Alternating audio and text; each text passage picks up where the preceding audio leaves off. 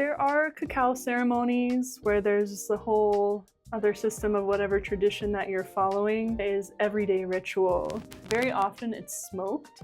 And if you smoke that before bed, like craziest dreams. Really? Yeah. I want to smoke some mug. Where do I get some smokable mugwort? Bring some of your smokable herbs. But a better way to define that is cacao lavado. And that just means that they're going through a specific type of processing. So when you're going to the store and there's 100 different chocolate bar options, which one do you choose? Welcome, welcome, welcome. Hello. Nice to meet you. Yeah, nice to meet you too. Thank you for having me. And Peter Jones connected us. Yes, good old Peter. Good old Peter, episode number 1. Uh-huh. And you've brought us some cacao. You've already started a bit of a cacao ceremony for us. Yeah, here we are. I've brought today the curacao, which I mentioned earlier, but curacao is a flavor of my product line, Teolia. And this one's specifically formulated to bring heart-opening qualities to the medicine because cacao is already in a medicine of itself. And we've added herbs in this formula to amplify that.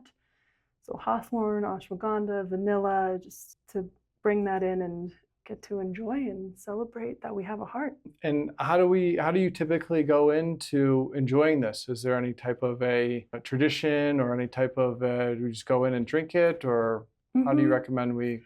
There are cacao ceremonies where there's the whole other system of whatever tradition that you're following. With Teolia, the idea is everyday ritual. So turning into your morning drink or your just a daily afternoon moment to sit and be in reverence of the earth's abundant gifts and with yourself and connection in that way. So we can come in, I can offer you a drink and we can take a sip together and have a moment to smell and experience and notice if anything is happening within our bodies. I'd love to hear what you feel and experience with that as well. Great, thank you. Yeah. All right. Okay. If you have any other questions, help now or forever hold your peace. Okay, deal. Well, I think that'll be coming up. I've got about 2 hours worth of questions. We've got a lot of time ahead of us. Well, thank you and cheers. Cheers. Salud. It feels very clean. Yes. Very clean ingredients, I could tell. Yeah. I have not sweetened this. This is just the bitter because I wanted you to be able to taste what's happening within it. You can probably very clearly taste the bitter cacao. And what I'm using is unfermented cacao in this case. We'll get into it more later, but there's a lot more health benefits involved with that. And it being unfermented. Unfermented, yes. But that leaves when most of the cacao on the market is fermented. So they do that in order to enhance the flavor and make it less bitter. So Teolia is focusing with unfermented. And then, yes, the herbs are all sourced, like COA tested and organic and sustainable, as clean as I can find it, because that's what we want to be supporting today. Yeah, so for me, what I'm noticing is it does feel opening. I feel like an opening of myself. That's very interesting. I feel like a dropping in easier. It's always interesting for me being new to this podcasting. It's like, especially if it's someone I haven't really met before, it's like, oh, how do we build the rapport and how do we like find the dance? Sometimes I've gone on walks with people for a few minutes before. It's just like, oh, this feels like just so open. It's like, oh, that kind of like that wall, that barrier, it's just disappearing. Yeah, that's beautiful.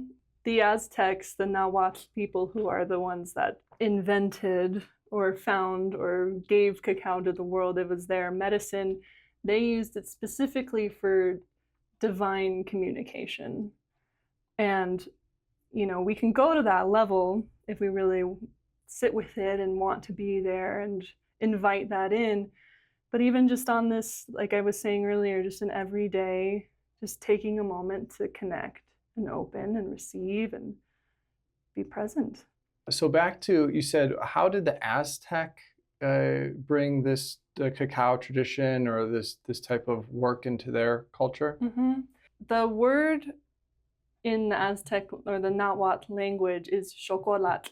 Technically, there's a Mayan glyph that is representative of chocolatl. chocolate. It can sometimes get a little bit tongue twisty for me with the Nahuatl language. Yeah, it all sounds right to me. It all sounds great to me. Yeah. But so there's a Mayan glyph for cacao, and it translates to cacawa. And that is bitter water, as the loosest translation that we can get to in the Western languages, but bitter water. And in the glyph, there's some symbols, and there's 2 fish in that. And why fish for cacao? It's not really an ocean thing or a lake thing, but what the fish is representative of the twin heroes from the Popol Vuh, which is the Maya and Azteca creation myth story. So it's a very, very sacred, the twin fish are the rebirth after these hero twins have gone through the chaos and the intensity of the underworld and their whole journey, and they're reborn. So very, very sacred meaning, very sacred word, and a very sacred drink. Like I was saying, it's meant for divine communication, to initiate ceremony, to initiate all of that beauty and reverence, and yeah. So they would, the Aztecs would use this for divine communication, like prayer, like they're trying to connect with God, their higher spirit, soul. Who are they? What's divine to them? Who are they connecting with? Yeah, everything. I would say, go as far as to say the entirety of creation. We have all of these incredible gods, like, and deities throughout their world. Quetzalcoatl, that's a pretty famous one, kind of the feathered serpent that has given wisdom and astronomy and agriculture, and also the god of illusions. And then Tezcatlipoca, who is the smoking mirror. It's the behind the veil kind of thing. And there's just, I could go on and on about the pantheon of the Mayan gods and goddesses, but it's very animistic at its core. Everything is initiated from all the directions to all the elements to the center of the earth to the highest reaches of the stars. And so you describe yourself as an animist. I saw in preparation for that. Am I hearing that you said that this is very animistic? Yes. And you're an animist? Yes. And how would you describe that to those not familiar? Like a very general definition of an animist is somebody who thinks that inanimate objects are alive, that they have a soul. And I think that that can be really interesting in a modern world that has a lot of plastic in it, And sure, we could say that the plastic is some sort of energy manifest, and that is affecting our lakes and waters, which really do carry the soul of, because there's just so much connection, the water within our bodies, the water running through our veins, the water running through lakes and rivers. That's kind of the connection that I'm speaking to with animism. So animism is everything is alive, or everything has a soul. And is connected. And is connected. And is that of the natural world, or that's of anything, even the man-made plastics? Right. Yeah, I think that's a level to get to. It's a level that I have to push my edges and boundaries on because petroleum waste products is an edge, but it is an energy manifest of it's a product of living souls, of living beings on the planet. So in that, there's an energy, and it comes from nature, right? So then there's still something there, even if it's been processed and changed. Yeah, absolutely. So everything's connected. I certainly think of that way increasingly as I learn about plants and sit with plants. I could feel that and see that. Yes. It's much easier to feel that into, I think, like level 1 for me was feeling that into other people, and then into plants, and then into animals, and then into rocks, and then into spaces, and then into maybe like other types of like soul friends. Right. Absolutely. Yeah. Does animist reach out into maybe like other dimensions as well, like into a soul type of space, or is it really just of this physical world? I would go there. I feel like I've played in that realm a bit before, and also just thinking of past lives and all that sort of. And I know that the Maya and Aztec would say the same thing, because they were very galactic in their, even just the way they understood the stars and their astronomy and their calendar even is kind of crossing levels and boundaries that we can't really even comprehend with the basic information that we have about it today.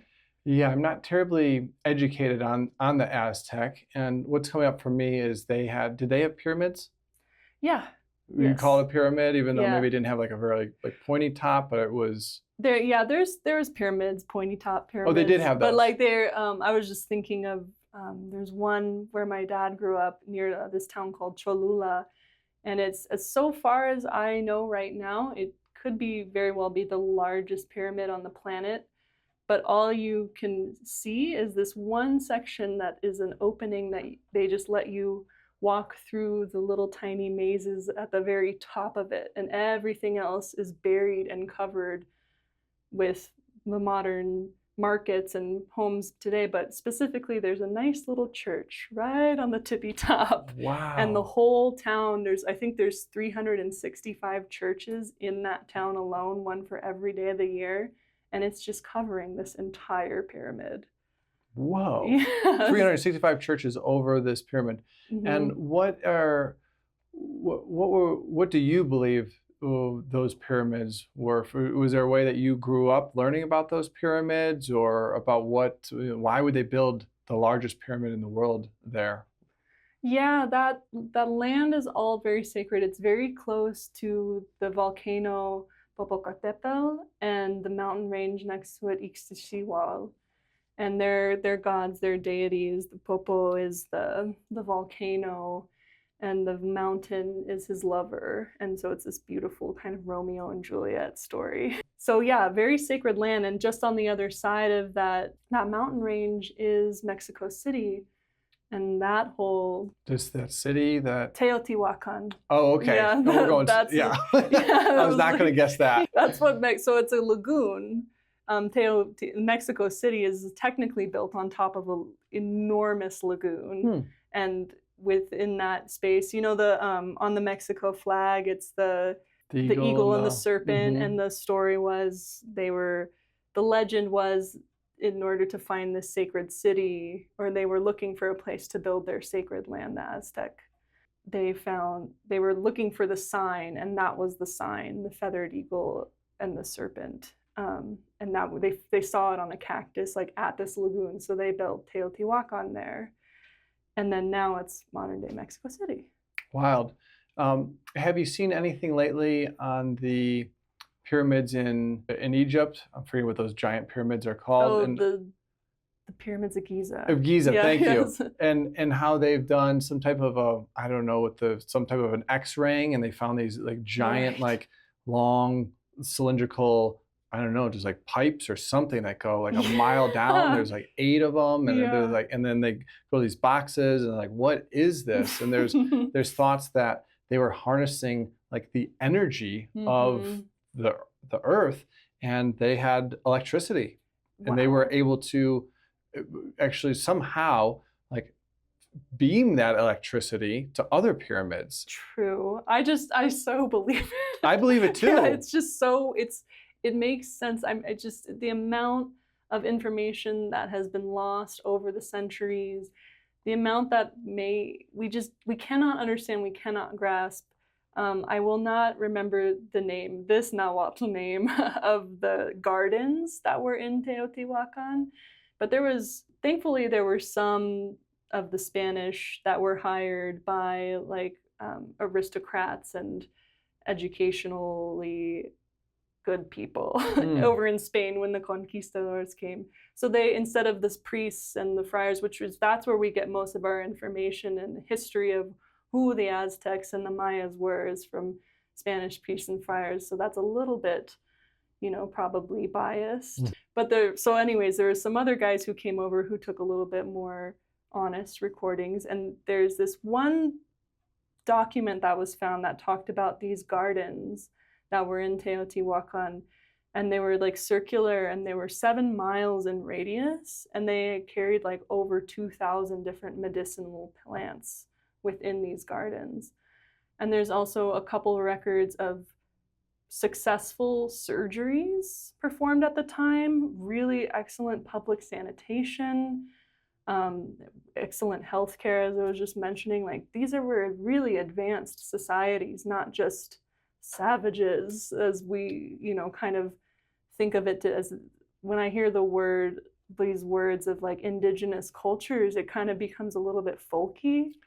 And I'm like, that's not where we came from as a species, over all this time. Are we really?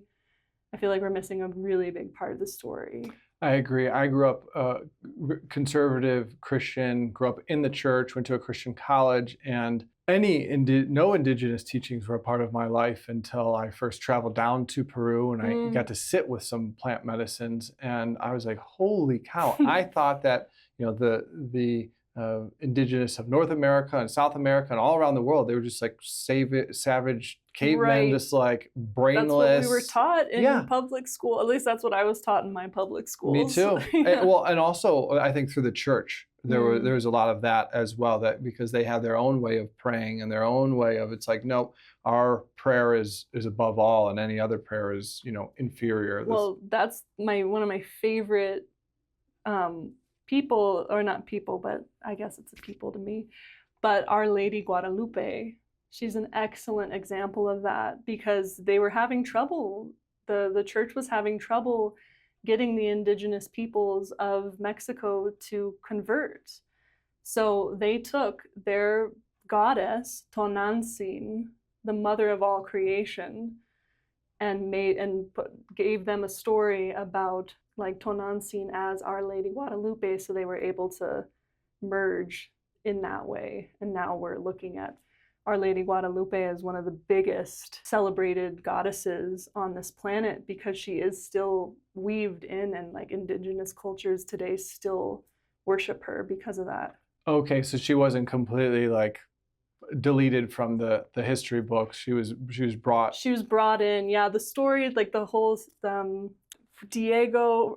I think I know what you're talking about. Yeah, the story that he went up to the hill to he was sent to the top of the hill, and he received a message from the Lady Guadalupe, from the Tonantzin, being like, here, bring this gift to the priests, and like let them know that I'm here and that I want an altar built towards me and to be worshipped.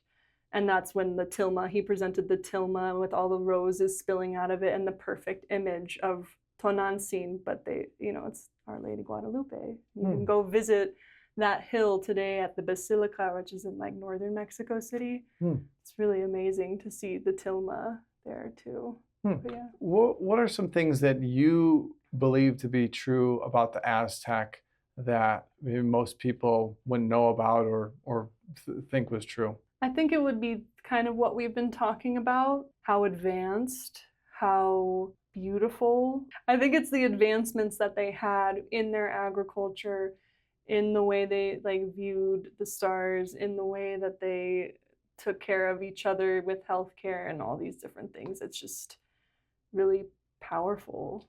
It seemed like they were very connected to themselves, the earth, to each other, to the stars. What would you say their target was? Like, what were they advancing towards? Because I think in modern day, we're advancing towards technology in a different kind of a way than maybe that they had. They probably didn't have computers, but they had they had their own different types of technology, maybe more like spiritual technology. And that's what some thoughts of these temples and pyramids were almost like antennas to amplify maybe connection into these other realms, other spiritual places. And then we're in this advancement of like consumerism, like just making things and consuming, and it's like we're in that kind of a trap. But then I look at the Egyptians, and I think that their focus was towards spiritual advancement. I wonder what your sense is for the Aztecs' focus. What were they driving towards? Yeah, I'm not a scholar exactly. This is just my passion because it's my lineage and something that I love to connect to, that I get to. But to answer your question with that, I would say that it's probably a lot less linear than we might think about it in the modern world today. Rather than advance, I think it's just a lot more about harmony, harmonizing with and being in resonance with the natural world, and utilizing, and like we were talking about with the pyramids and the electricity, just utilizing and harmonizing with the world and all the things that within it. So I love that that's part of your heritage. Would you share a little bit about your upbringing, where you're from, and how these passions started to emerge? Yeah. So I was born and raised in Southern California. My father is where all of this history is coming from for me, or my ancestral line. He was born and raised in Puebla, Mexico, and then kind of came to the US, met my mom, and yeah, Orange County is not necessarily, I wouldn't call it the most spiritual place on the planet, but I found my way through that, and just really grateful that I was able to be connected with a family that cared about that sort of stuff, and also would bring me to different ceremonies from a very young age, and they just have always been so encouraging of me in my explorations with herbs, and also connecting to the ancestral lines. So was your dad side bringing you more to the ceremonies because he's from Mexico, and I just imagine that's where more ceremonies are going to be happening versus not a lot of ceremonies happening up here in the US, and maybe your mom's side not as connected? Is that kind of? I think my parents were very open to these new ideas. I know my dad, there's a lot of aunties who were curanderas and doing a lot of folk healing within the family. I didn't get to meet many of them. And how do you describe a curandera? A curandera would be somebody, a definition of it would be somebody who is presented with a gift for healing, somebody who studies under and apprentices under another healer, but people who are community healers, people who utilize the physical, the mental, and the spiritual for healing. So we can talk about ritualistic tools, prayer and song, dream work. There's a lot of different types of curanderas, and there's branches within that. And so you had some curanderas in your family? Yeah, mostly working with herbs, so llaveros and llaveras. There's also body workers, and my dad grew up around them a lot, and he didn't necessarily practice as a kid, but he remembers a lot of what they taught him. So we've kind of just been exploring that together, and which has been really amazing. Recently, I get to do that with my dad. Yeah, I went down in January of 2025 this year, and he has procured some land just north of where he grew up in this area called Zacatlan de las Manzanas. And he's really lucky. I caught apples. Yeah, Zacatlan of the apples. Yeah, it's a really beautiful area. It's actually pretty similar to Colorado altitude and forest, but just Colorado with a lot more water is how I would describe this place. Yeah. There's a bit of a story just around the safety in Mexico. What's it feel like safety-wise there? Pretty good. He's in the rural part of the city, so he's actually in this village area that's near the main town Zacatlan, but his area is called Tepoxcuautla, and that's a very Nahuatl word. So it's cool that he kind of ended up in a place that's very close to our, heritage. But yeah, he's surrounded by curanderas and curanderos, and his neighbors are just. I went down there to receive healing from them and to learn what they're using herbs for, because I have my schooling that I've been doing up here at the Colorado School of Clinical Herbalism. And I love that I get to learn about Western herbs, because that's my mother's line of the family. That's my mother's side. And I was just kept thinking throughout this program, how can I bring in the Mexican culture as well, because we're also talking about Ayurveda, we're talking about TCM, there's so many all over the planet. There's so many different herbs, and there's so many different ways of using herbs. So I was curious, like maybe, calendula, we have it here in the Western world and they use it down there a lot too, but what are they using it for? So I went down there kind of as an explorative trip to just connect to and also just learn about their practices. Was calendula one of the ones that you were exploring and learned about? Yeah.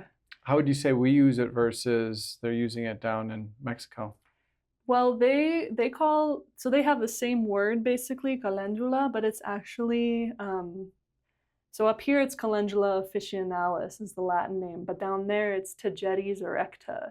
And that's like the common marigold that we know, and like when Day of the Dead sort of thing, like that ornamental flower. And that's like a Spanish thing. When the Spanish came over, they just made an ornamental flower, but it's actually super high in lutein, or lutein, sorry, that's how you say that, which is just really full of flavonols. And lutein is what's in our eyes, so it's really good for eye health, like macular health, supporting like reversing macular degeneration. And just so they down there, yeah, there's just like a whole spiritual use for it too, for rain and like abundance and water.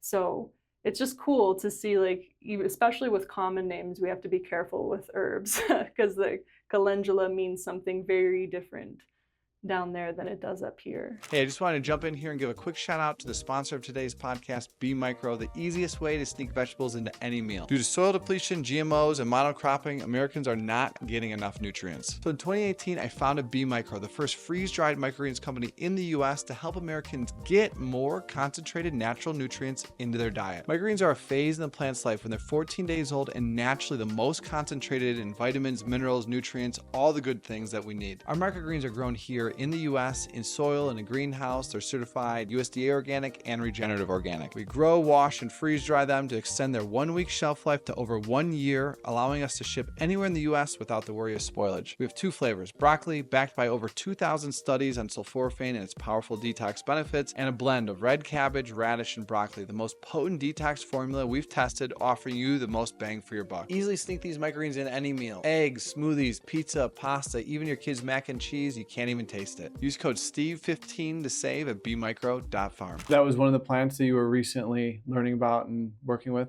Yeah. How would you describe maybe the essence of that plant? Did you get to connect into it in a way where like, oh, this is how I might maybe personify this plant, or this is how I would describe it, and who this plant is? If it was a who is the plant? We used a lot of it for these baths, these herbal baths that I was receiving, or limpias. But we would do this sauna with the herb soaking in the water and then adding that water. So kind of like a temazcal, but my dad had built a nice sauna on his land, so that was really nice. So I was just sitting in that sauna with calendula, or cempasúchil is the name that they have for it down there, and kind of reflecting on what I have learned about it and what they were telling me about it. And it was an herb that was very associated with the Aztec god Tlaloc. And Tlaloc is the god of the West. It's the god of the waters. And so we're, and all of the waters, from tears to raindrops, to the placenta, to like everything that is connected in between, and how that connects all of us. So sitting with that and personifying cempasúchil or Tagetes erecta, I could really see that being a very connecting herb, a very fortifying, very abundant, and because it has a lot to give, like I was saying with the lutein as well. So yeah. So fortifying, connecting. It's interesting that you bring up calendula, because I was with a healer not too long ago, and I asked them, if you could recommend one plant to me, what would it be? And calendula was it. Yeah. And I'm like, I don't even know anything about it. So I bought some calendula tea, and I've been having that. I'm like, how else can I consume it? And really, what is the spirit, the energy of this plant? What is it? How is it supporting me? Yeah. Well, they were probably talking about Calendula officinalis. Probably. Which is amazing. Very like, it's like a yellow flower. Yeah, so like pot marigolds, like the little tiny, cute, almost daisy oranges. Yep. Things. Yes. I love them. But yeah, like so much. it's with all these herbs and with all these plants, just every plant on the planet, it's kind of funny for the way that we are trying to understand them through language. It often, especially in like a Western mindset, they often really get pigeonholed, but it's just like a panacea of like potential and possibilities. And like we think of the calendula officinalis as something that's really good for mucosal health. It's very healing, it's very soothing. Topically, it's really great to add on for any like skin inflammations or rashes. It's gentle enough to apply to babies. And so it's just like that's kind of the first things that I think about off the top of my head, but there's so much more going on there. And that's kind of the same thing that is happening with the calendula or cempasúchil down in Mexico as well. Similar with it is also helpful for the gut and like healing that the mucosal lining, but they're also using it for the macular health and for spiritual cleansing and protection as well. Now, how might that work? Spiritual cleansing. Like, what's a spiritual cleansing? So that would be kind of in the way that I was describing the limpias, which they can be done many ways. The limpia is kind of like a bath. Yeah, limpia is to clean. Or, yeah, it's like clean, essentially, to cleanse, essentially. And you could do that with the herbal baths. You can do that with plant brushings, or you can do that with sage smoke. You can do that with broom. Like broom is another big one, or like using brooms to physically sweep things off the body. So it's just removing negative energies or adjusting energies so that they are all in alignment within the body. Where do these negative energies come from? And for people that are like, don't have a belief or an understanding about, hey, smudging is used to clear a space to get rid of like these denser negative energies, how they show up, because it's like, oh, I can't see them. Maybe I could feel them, but I can't see them. How do I know they're real? Like, what is that to you? Right. I think that there's like curanderismo.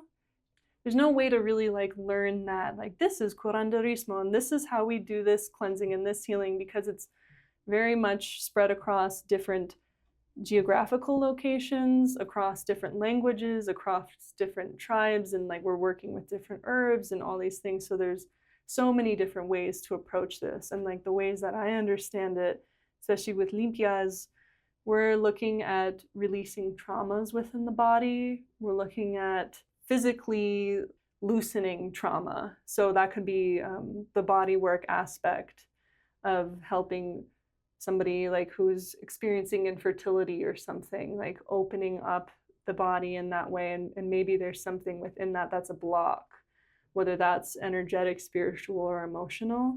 And limpias can come in and help open that space. So things can move and heal and just work in a good natural way. Yes. And what about maybe other energies that can kind of grab onto us? Not just our own, like, hey, I've some trauma from maybe childhood or trauma from having difficulty conceiving a child. But what about just going through the world and things that like kind of grab onto us for different reasons? Is that something that you have familiarity with, working with in any kind of way for yourself or with others? Yeah, so again, kind of coming back into the animistic sense, there's mal viento, or like bad air, and this can kind of look like a head cold or something, but it's an actual symptom of this bad air that you received from walking around and catching a cold, or like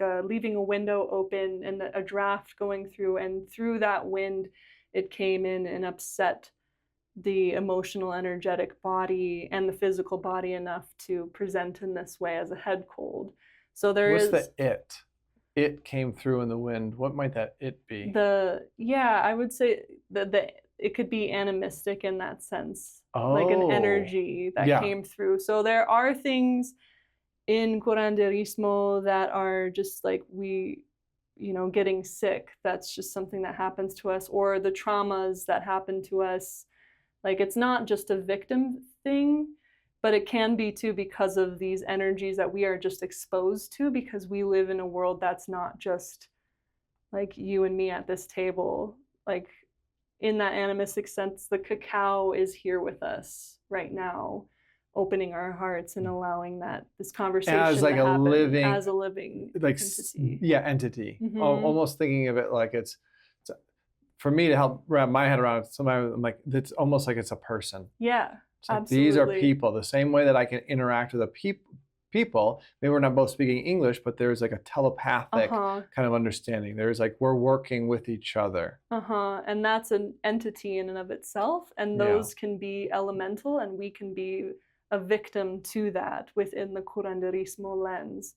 So yes, there are things that happen to us, and then there's are things that are a product of us, and there's just, it's kind of getting to the nitty-gritty in that world of like, how do we want to treat this?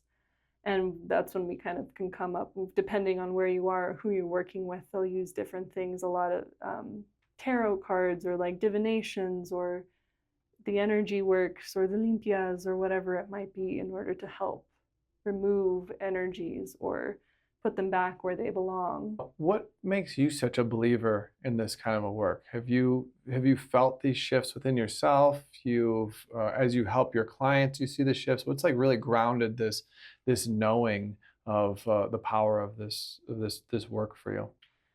Yeah, like I was saying, I grew up in this world. I grew up in this way. The very first thing that I can remember being a part of was when I was 4 years old. And I don't really know how many people who vividly remember being 4 years old, but I really do, in attending this Sundance ceremony, where it was the 4 nations performing their Sundance, but they also invited the Mexica to be a part of it, which is my lineage. Mexica is just like a word that it embodies like all indigenous people of Mexico and Central America, like Mayans, Aztecs. So yeah, I went to this ceremony and got to participate. I remember performing danza with the women at this one part, and I just kind of got tossed into the ring.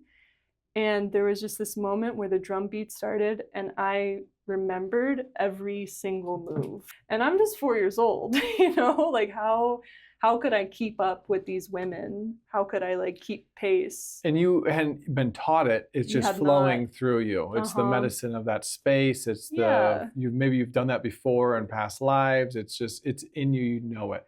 I can remember feeling that vividly. I remember watching the other women and trying to copy what they did, but it was more than that. Like, I kept up with them very well as a 4-year-old. It wasn't. So anyways, that's just all to say, like, I remembered something that day, and I wanted to just keep that in my life moving forward. I was just like, I want to be living on this planet. I want to be dancing on this planet. I want to be in reverence on this planet within the communities. And I think that's just really connected me a lot to this understanding of what you were asking me about, of like, how do I believe in all this? It just kind of keeps, the more I dance, the more I pray, the more I take a moment for myself and just listen, the more it becomes clear that we are all connected, like as close as we are to this cacao right now. It's all here. And when you pray, where do you direct your prayers? I'm always just like, it's funny that we are in the Western world and we have the word pray, Mm-hmm. I'm always thinking of like, what other words are there out there? Because it's just, the language feels a little bit limiting, because it's not like when I go to pray, I'm not sitting down and like clasping my hands together and begging for anything necessarily. It's more of an awareness and a presence and a gratitude. Mm-hmm. Maybe when I'm in gratitude, that's kind of where I'm focusing a lot of my energy and getting into a state of enough humbleness, enough humility that I can like really tap into what matters right now. What am I asking for? What would I like to see? Who do I want to like be thinking of in this moment and sending good energy towards? And are you calling any type of like friends, allies, guardians, helpers in those prayers, or are you just in your gratitude, and wherever that gratitude goes is just that's the focus? I like to call in Tonantzin a lot. She, the Divine Mother, the Guadalupe. I've already forgotten that word. Yeah, yeah. Tonantzin. Tonantzin. How do you spell it for people wanting to look it up? Tonantzin. Pretty sure. Okay. Yeah, like I call in her a lot because it is the Divine Mother of creation. And who would the Divine Father be? Ooh, that's a good question.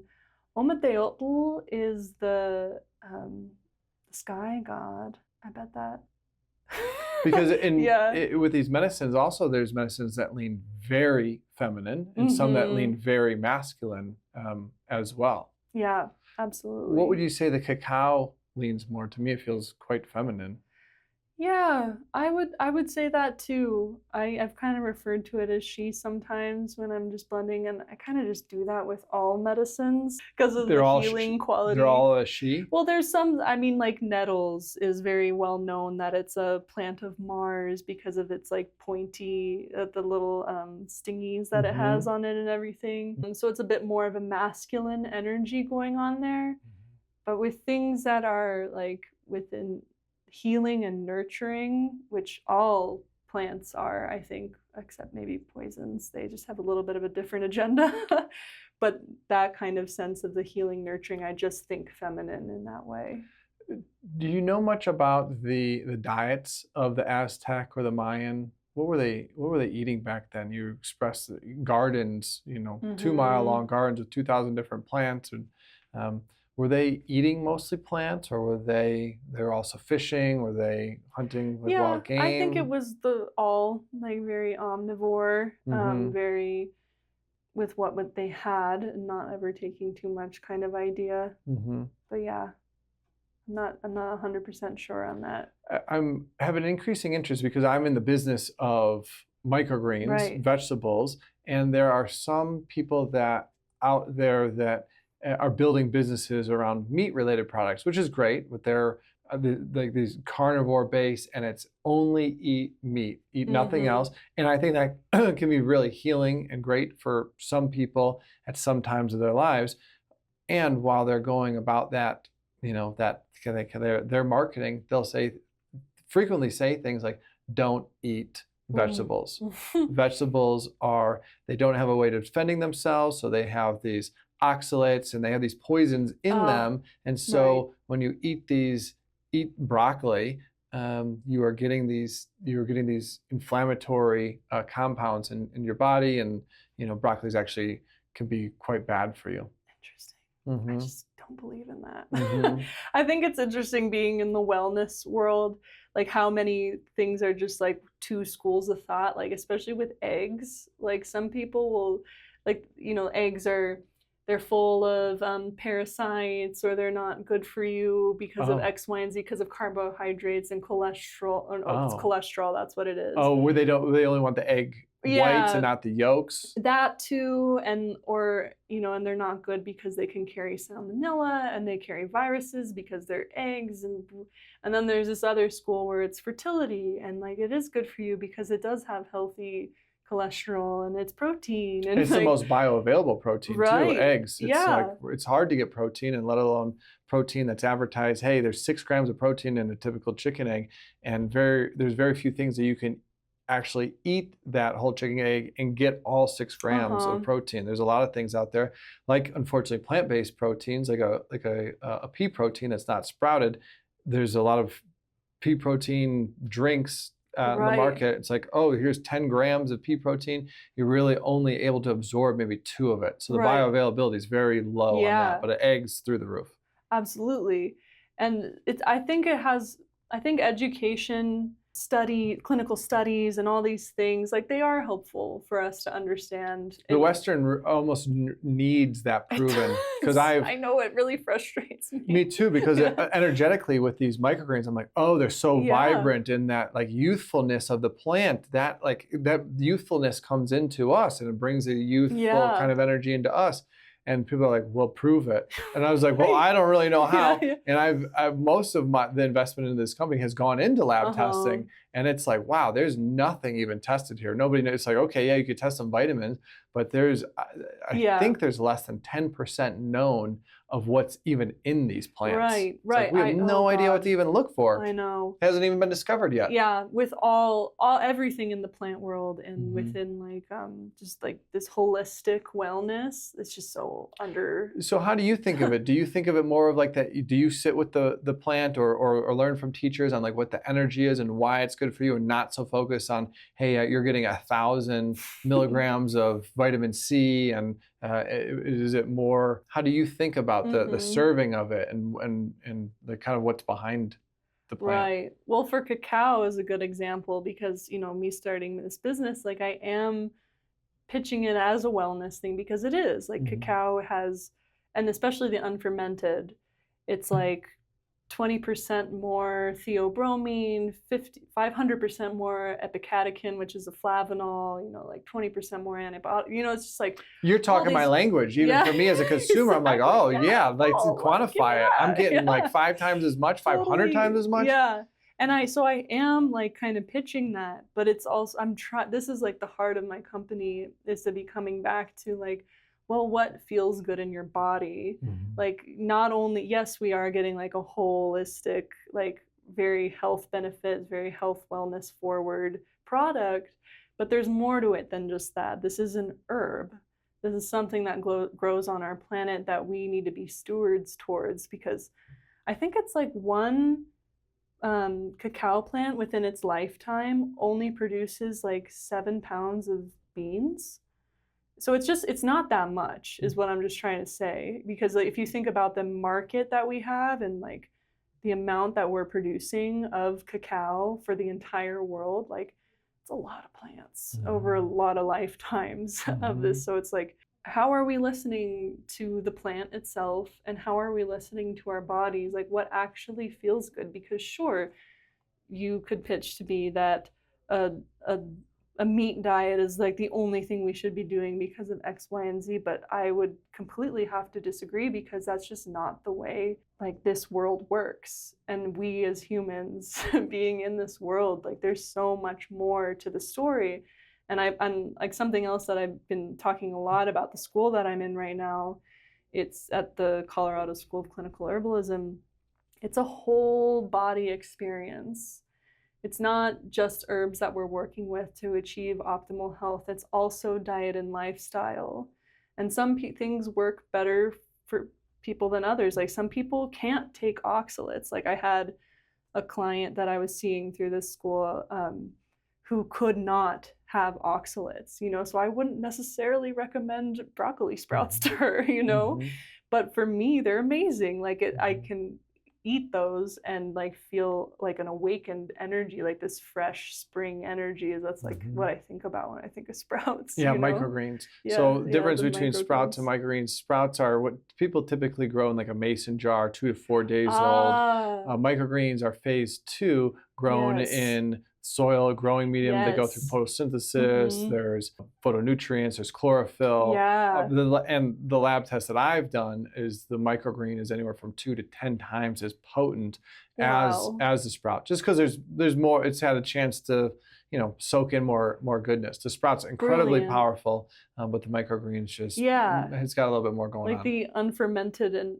fermented cacao, like they're kind of the same thing, but not really. It's like the way of the processing, and like what levels are we going to, and what kind of energy are we putting into that. So like, you know, that's more tending, that's more work.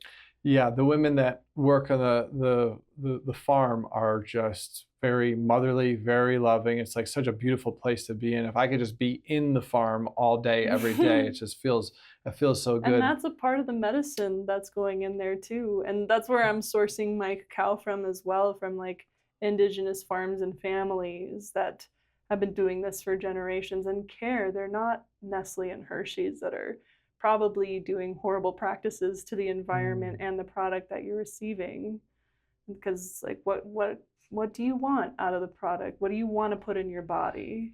Yeah, help us understand the farming of this in the way that you're sourcing it? And what are these, single family or these small family farms? What does that look like? And yeah. So this is from the Oaxaca region. There's also Tabasco and Chiapas and everything, but I was looking for ceremonial grade cacao, but a better way to define that is cacao lavado. And that just means that they're going through a specific type of processing. So the beans are harvested and they're wet. And so for the fermentation process, you take those beans and put them in bins and cover them with organic material and let them sit for a while and they ferment. And then you get less bitter and like less health benefits, but it's still good. Like it still has antioxidants. How much less theobromine.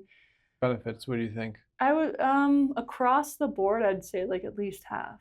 Because it's different with like from flavonols to polyphenols and stuff. Sure, and the main benefit that they're doing for that is because it takes flavor. The bitter out. It's flavor, because people really want that sweet chocolate. Okay, sweet hot chocolate. So when you're going to the store and there's 100 different chocolate bar options, which one do you choose?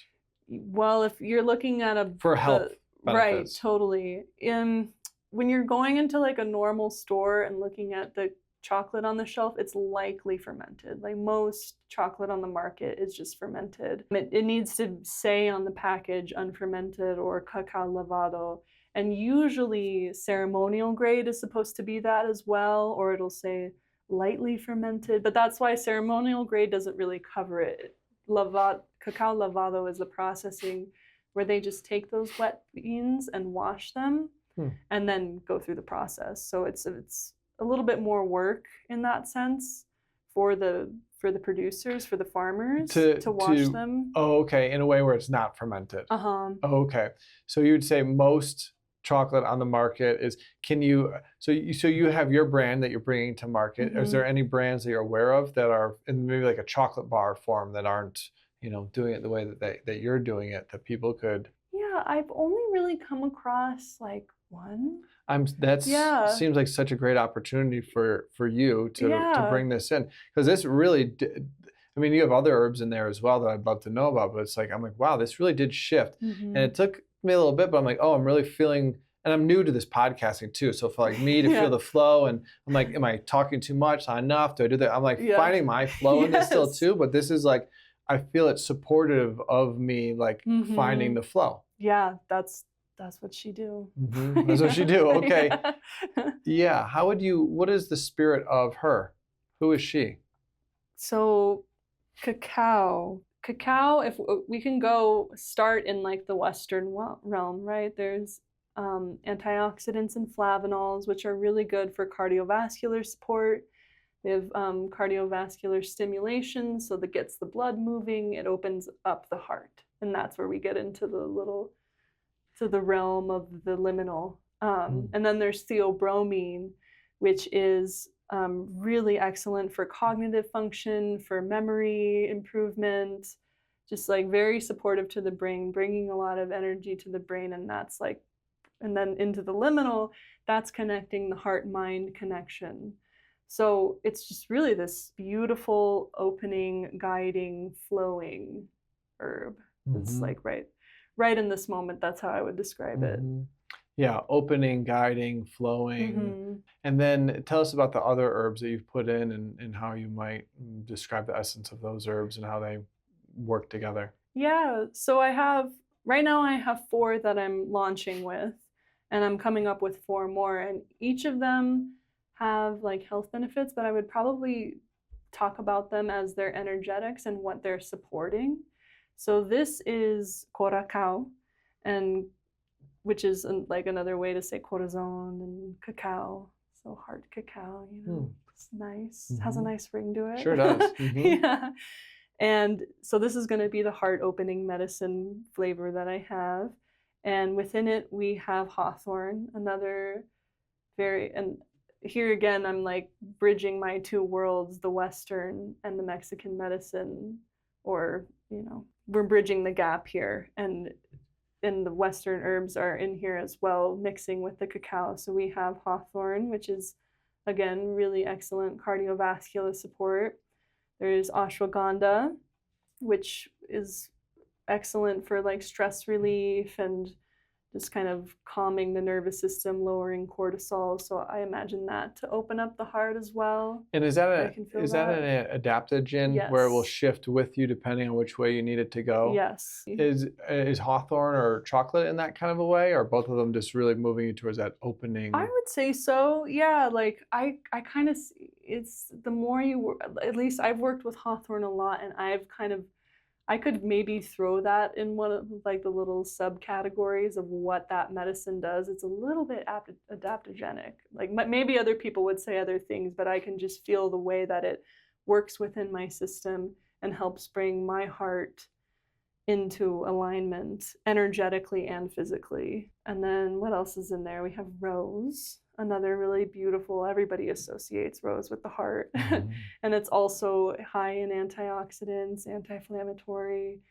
Vanilla is also that. People, we kind of forget that vanilla is an herb. Like it has medicinal qualities to it.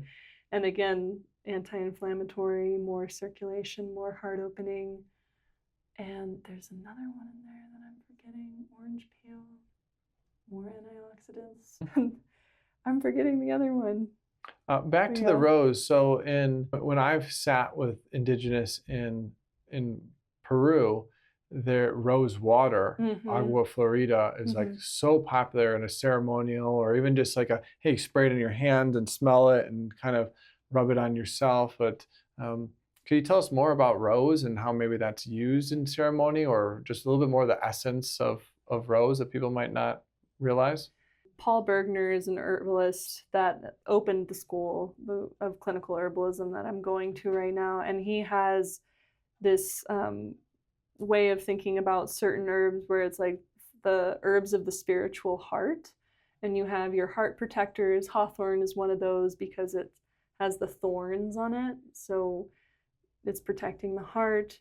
And then there's heart opening herbs. And rose is that in particular because the way a rose opens, if you do the slow-mo rose, and I'm getting more into the doctrine of signatures in this way, which is just like, what does a plant look like? What does it evoke? What is it expressing quite literally in the way that it smells, it feels, its actions of like its cycle of life, essentially. So that's what I'm thinking about when I'm looking at rose. It's heart opening, and it also has the heart protecting because it has thorns too.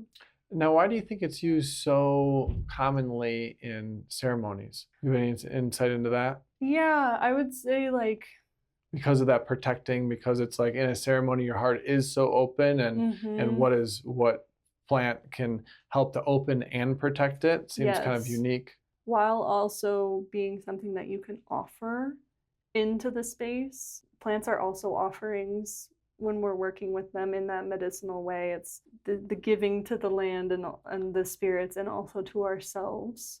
So we get to offer these beautiful things that are rich medicinally and energetically. So they work in tandem in all these ways that we've been talking about. Now, do you believe that the plants have to listen to us? Is there a hierarchy that humans are above the plants and they're here to service us? Or because I'd say that's how I grew up. Western mindset is like, hey, plants, like, there's people that are just like taking from the land. You buy a piece of property, like a vacant lot, and you can just rip that thing to pieces because you have a deed. And that's just not the way that I think that. But I was born into this world, and there's certain ways that I have to live in order to be a part of this community and this culture that I've been raised in. But yeah, no, I don't believe that. If we really get back to the heart of it, forgetting about all of this growth and modern bigness that we have like culminated of today, getting back to the simple, we're all connected. So if we're all connected, how could there be a hierarchy? You know what I mean? Yeah, I get it. And some thought around reincarnation, that maybe we've started out as a cat, or as I don't know, a bush, and then we turn into a cat, and then we're a person, digging ditches in India, and now we're in Boulder, Colorado, with living this good life, and maybe there is a maybe as we, I don't know if it's evolved, but as we just kind of go through this game of life and learning, that there's levels. I could see that too. I'm still so curious. Like, I'm just gonna always think about that. Like, what happens after this, you know? My company is called Teolia, and there's 3 like forces in the Aztec Nahuatl world, like 3 souls, you could say, almost, that we carry in our human bodies at all times. Like, there's Ihiotl, which is like resides within the liver, and it's about energy and sustenance. And then there's Tonali, which is in the head, and that's our name, our destiny, our shadows.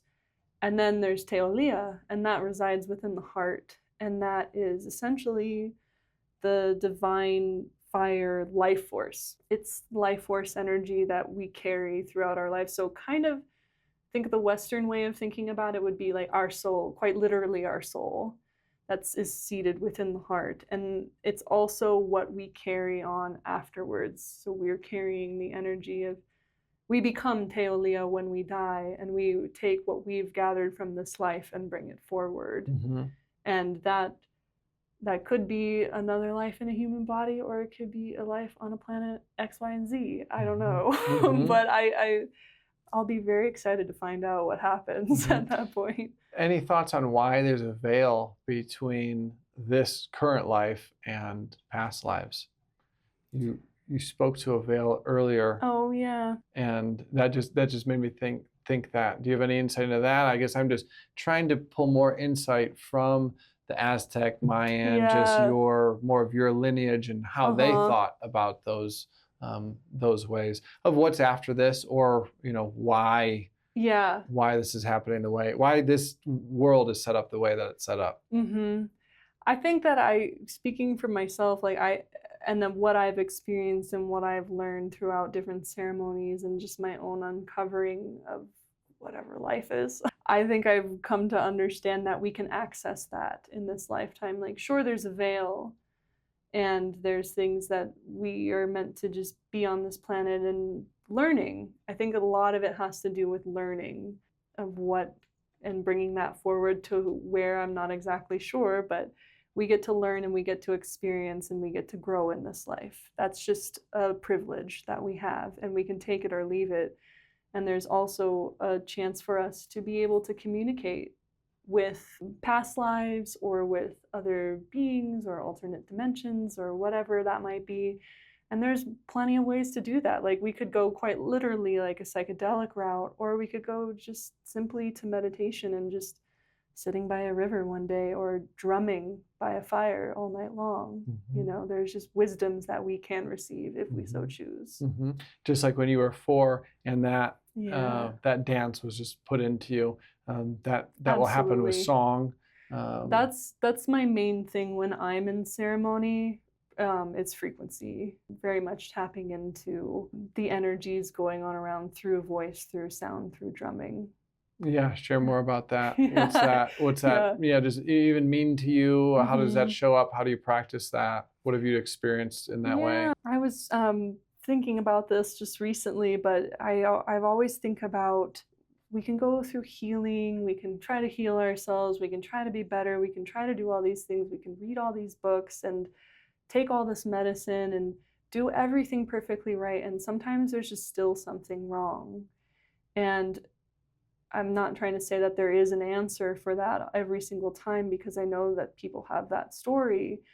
But I also think that there is a bit of resonance and frequency that we can turn to and look at, of quite literally like a gut instinct is another way to think about it. Like stepping into a room that, or into a dark alleyway. Like an intuition. Yeah, a deep, deep intuitive feeling. I would say Western world really undervalues intuition and overvalues like IQ. Like, yes. What type of intelligence is that? Just like in book smart. Right.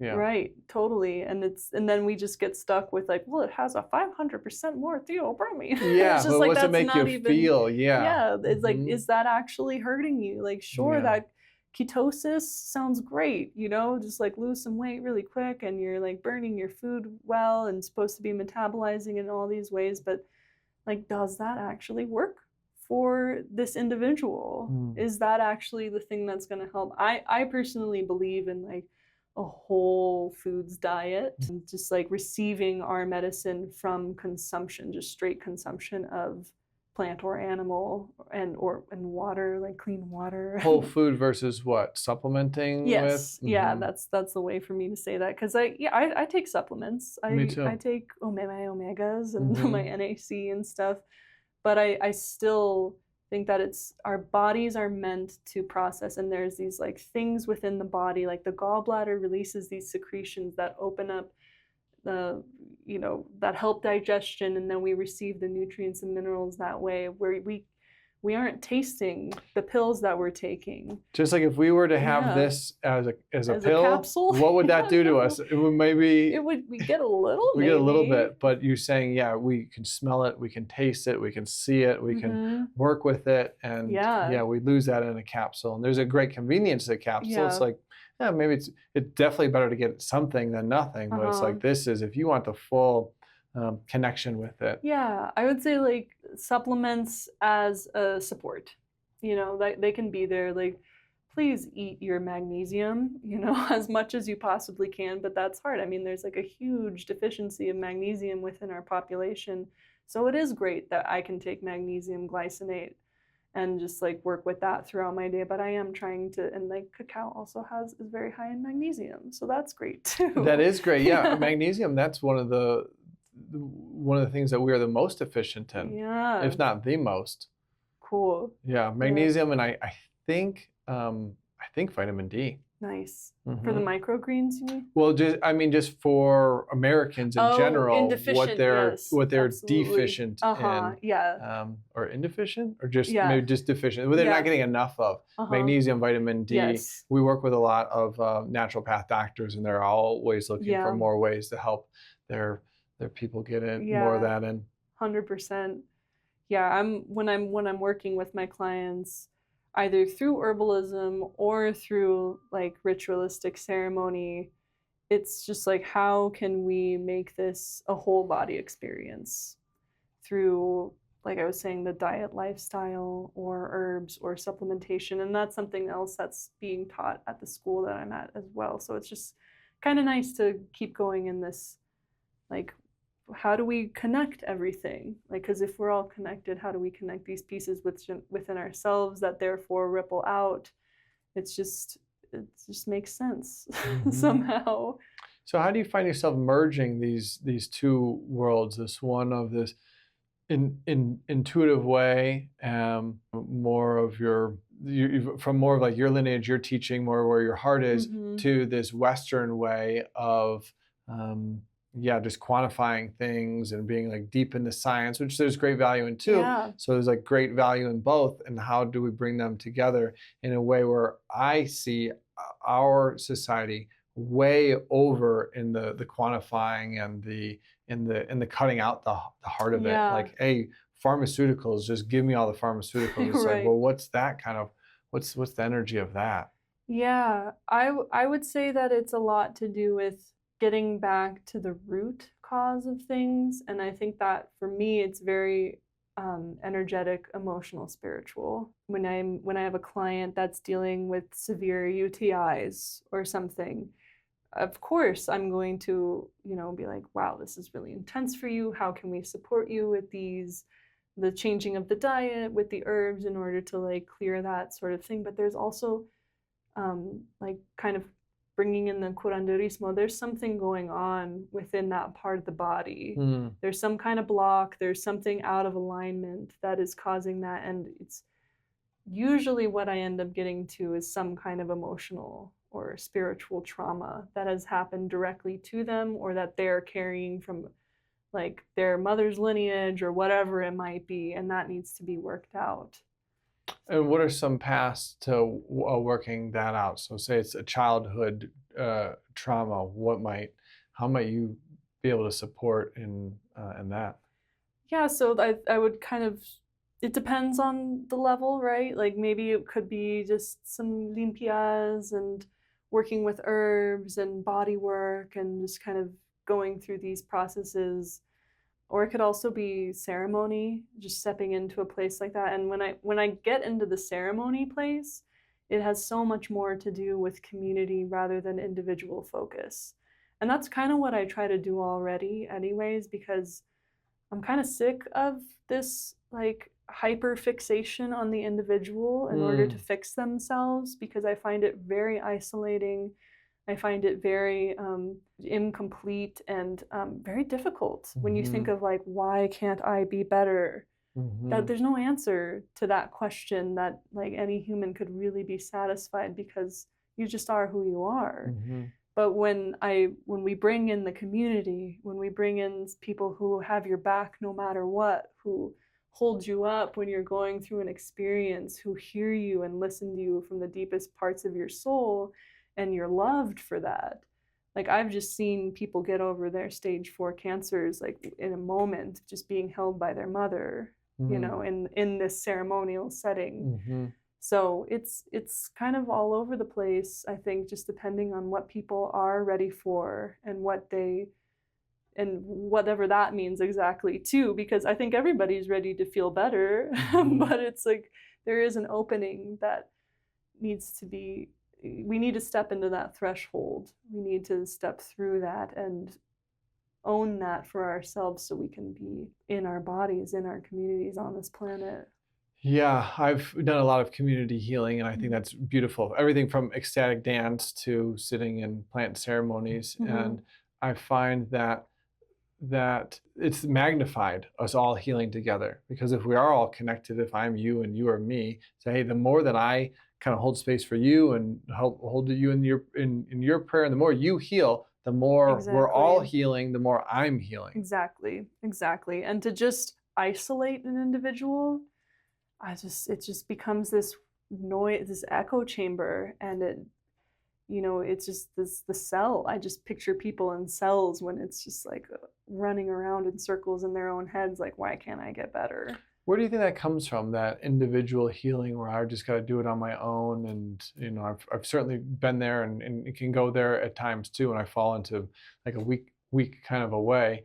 What do you think that is? I think it's pretty Puritan. I think it's pretty Puritan in the sense of like Catholic religious, and I'm not trying to like narc on them too hard or anything, but it's just like cleanse yourself, rid yourself, like repent, that sort of sense. And like how that has kind of come around in like modern psychology and psychotherapy today, of like, how are you doing, instead of like, well, what is the bigger symptom going on here? What is the environment that you go home to every day? What environment are you setting up for yourself? What have you chosen?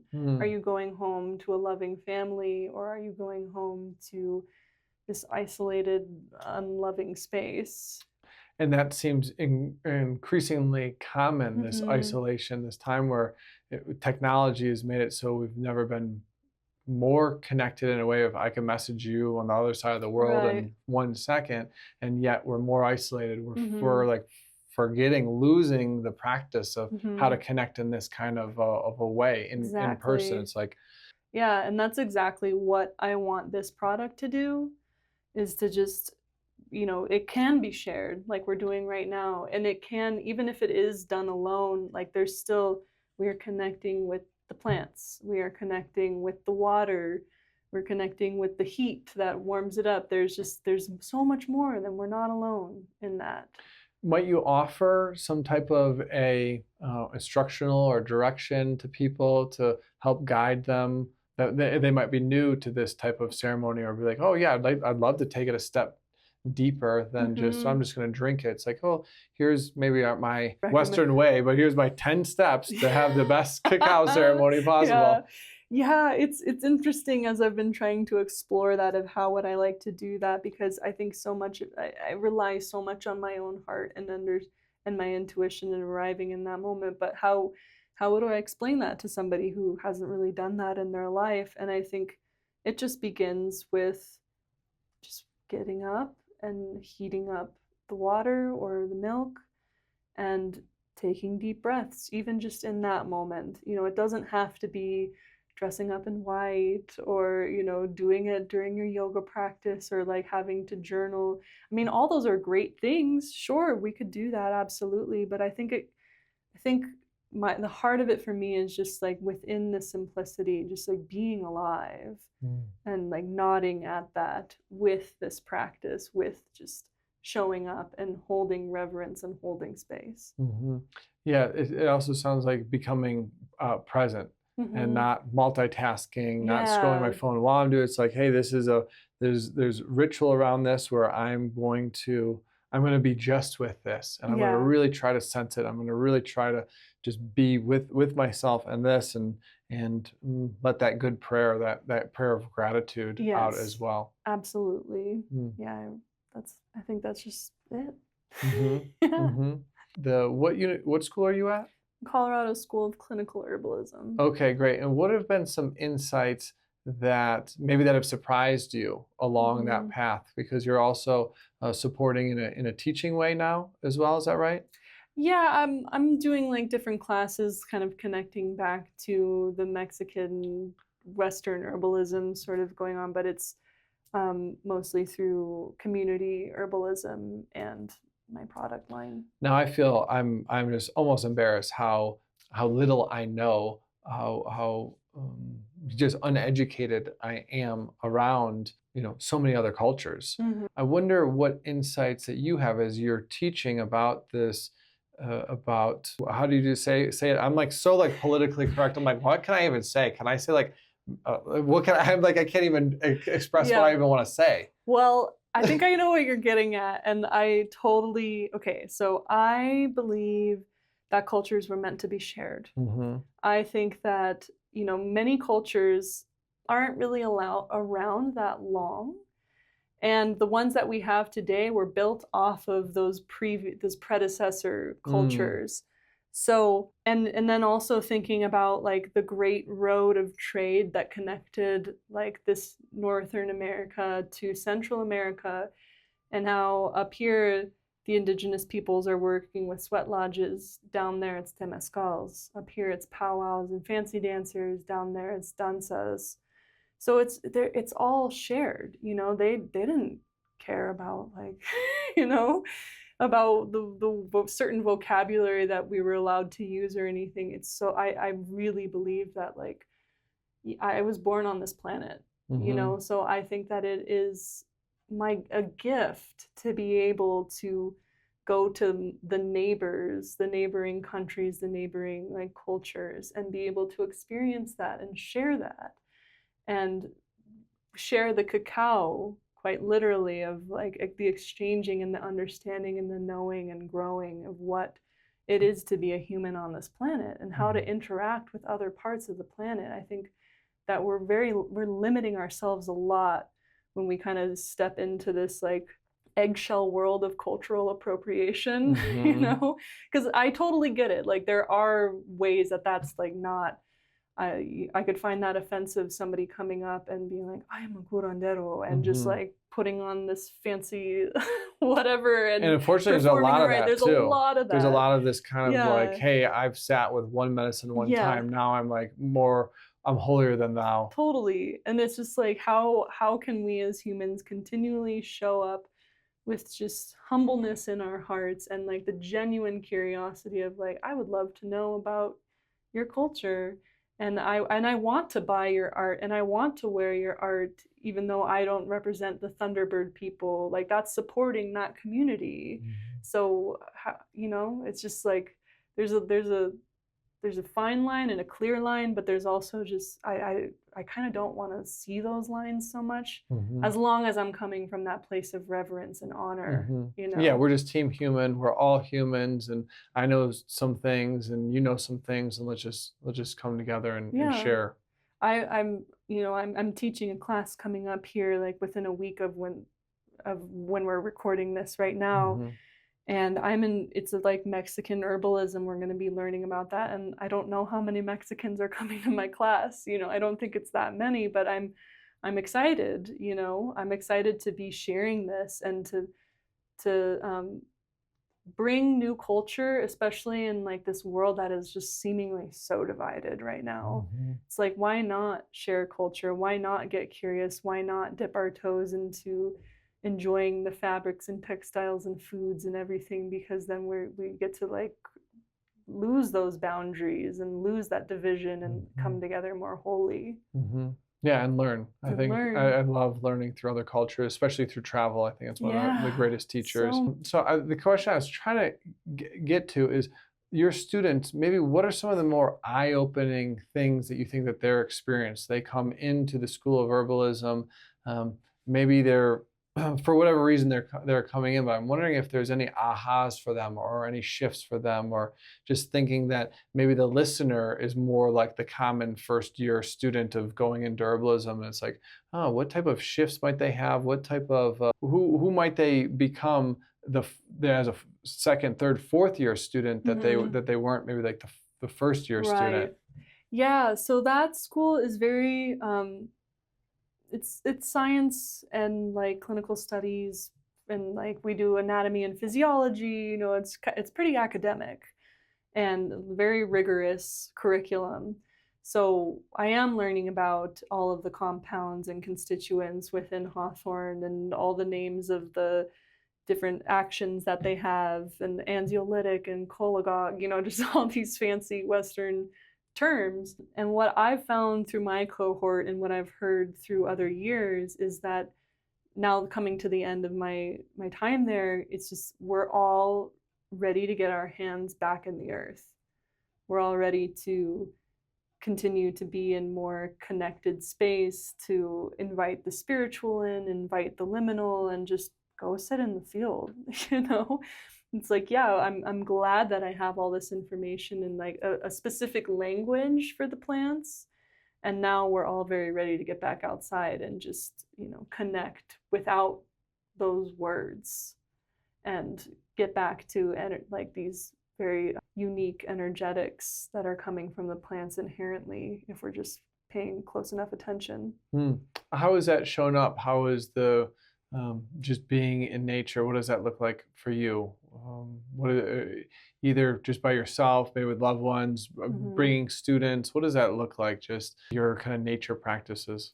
Yeah, I'm love being outdoors. I'm a big trail runner, backpacker. When I moved to Colorado, I was just blown away by the wildflowers here. California has wildflowers too, but I got really excited by all the different types and all the things that I was meeting out here and all the medicines. That's just kind of when I was getting more into the plant world. And even just learning their common names and Latin names and being able to be like, hi, buddy, hey, Columbine, how are you? And just having, as if it's my friend, it's like, I know your name and my name is Sofia. And can I sit here in this patch with you and like take a break and let me see through your eyes?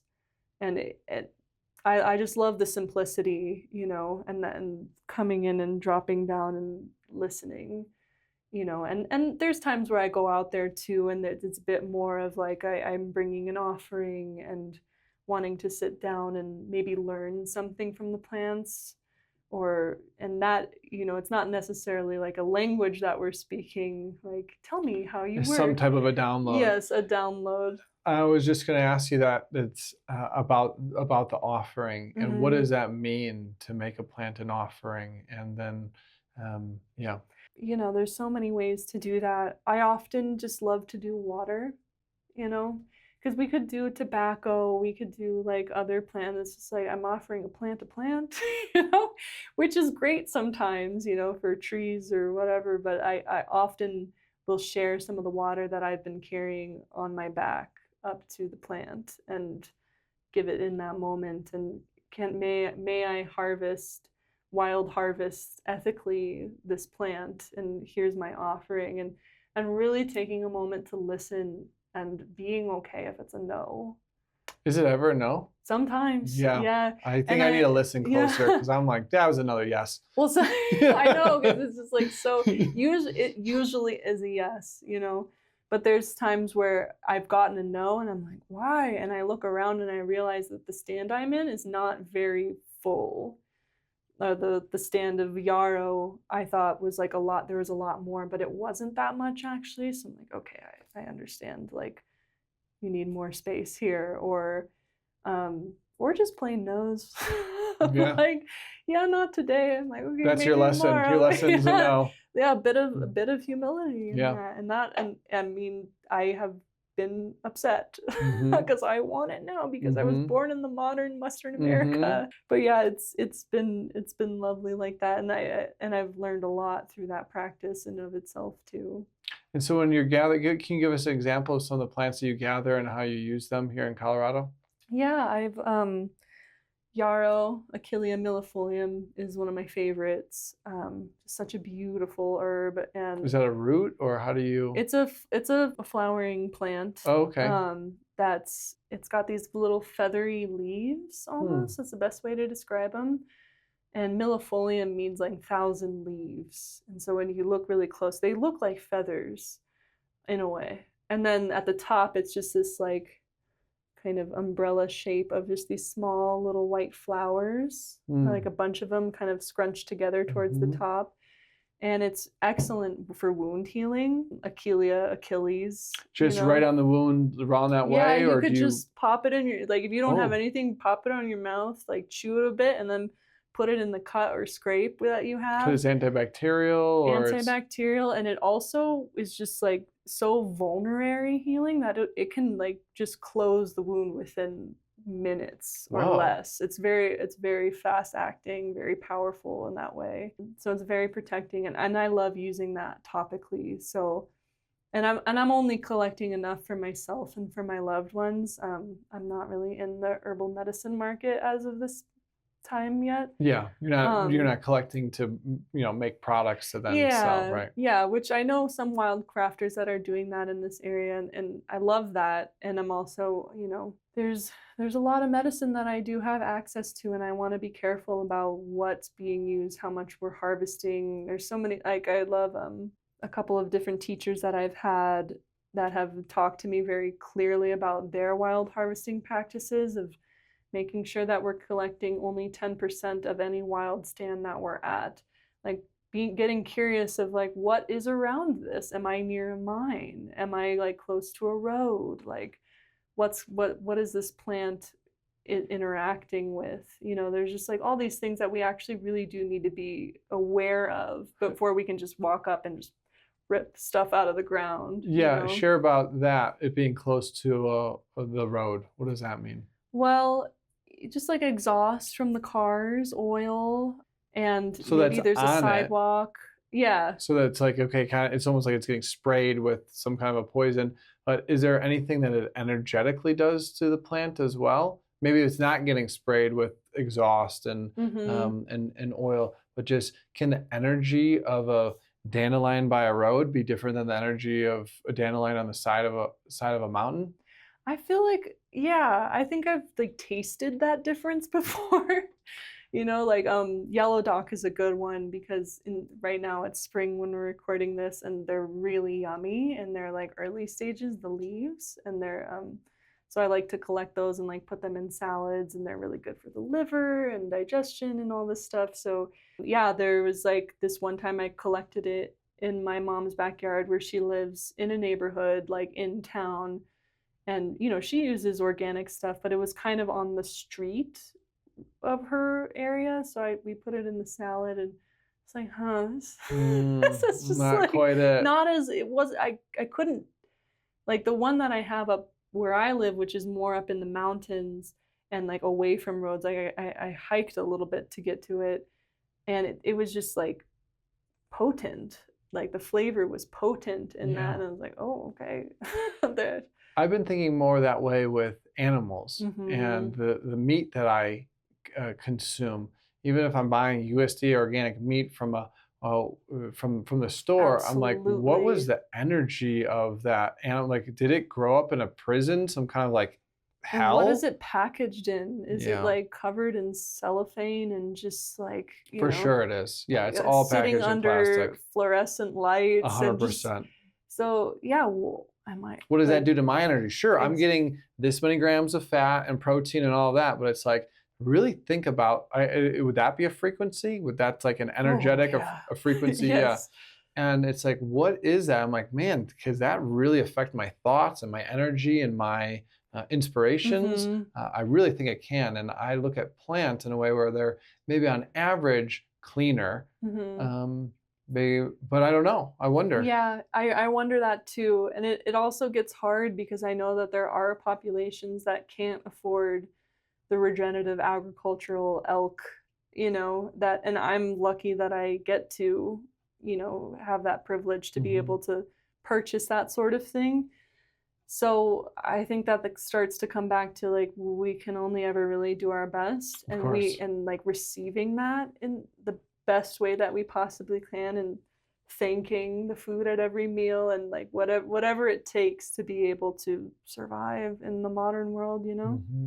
And there's things that we can do to amplify maybe the benefits of the food Yeah, with prayer. I think that's why yeah, it's such a huge for part of so sure. many cultures. It's like that maybe even if it's just placebo, but placebo can still have a massive a positive effect on I people. think so, and things. Oh, I think I've just seen that sort of like even if we're talking to your garden, when you or your microgreens mm-hmm, when you were talking about the women who come in and just are so nurturing and mm-hmm. wonderful. Like if they came in one day and were like, "Ah, Yeah, ah," right. just like angry like that, you can taste that. Like plants are so they respond in that way, and that's why it's so much about as much as I possibly can. I'm investing and buying like products for my product line, and I'm also buying products for my home and for my family that are supportive for like the greatest like nutritional and like health benefits, but also like that support every hand and everything that has touched that process along the way to create a vital nutrient dense whatever food you want to list there. Mm-hmm. Yeah, because we are literally, Live. we are what we eat, Yes. and then we are what we eats. Yeah, totally.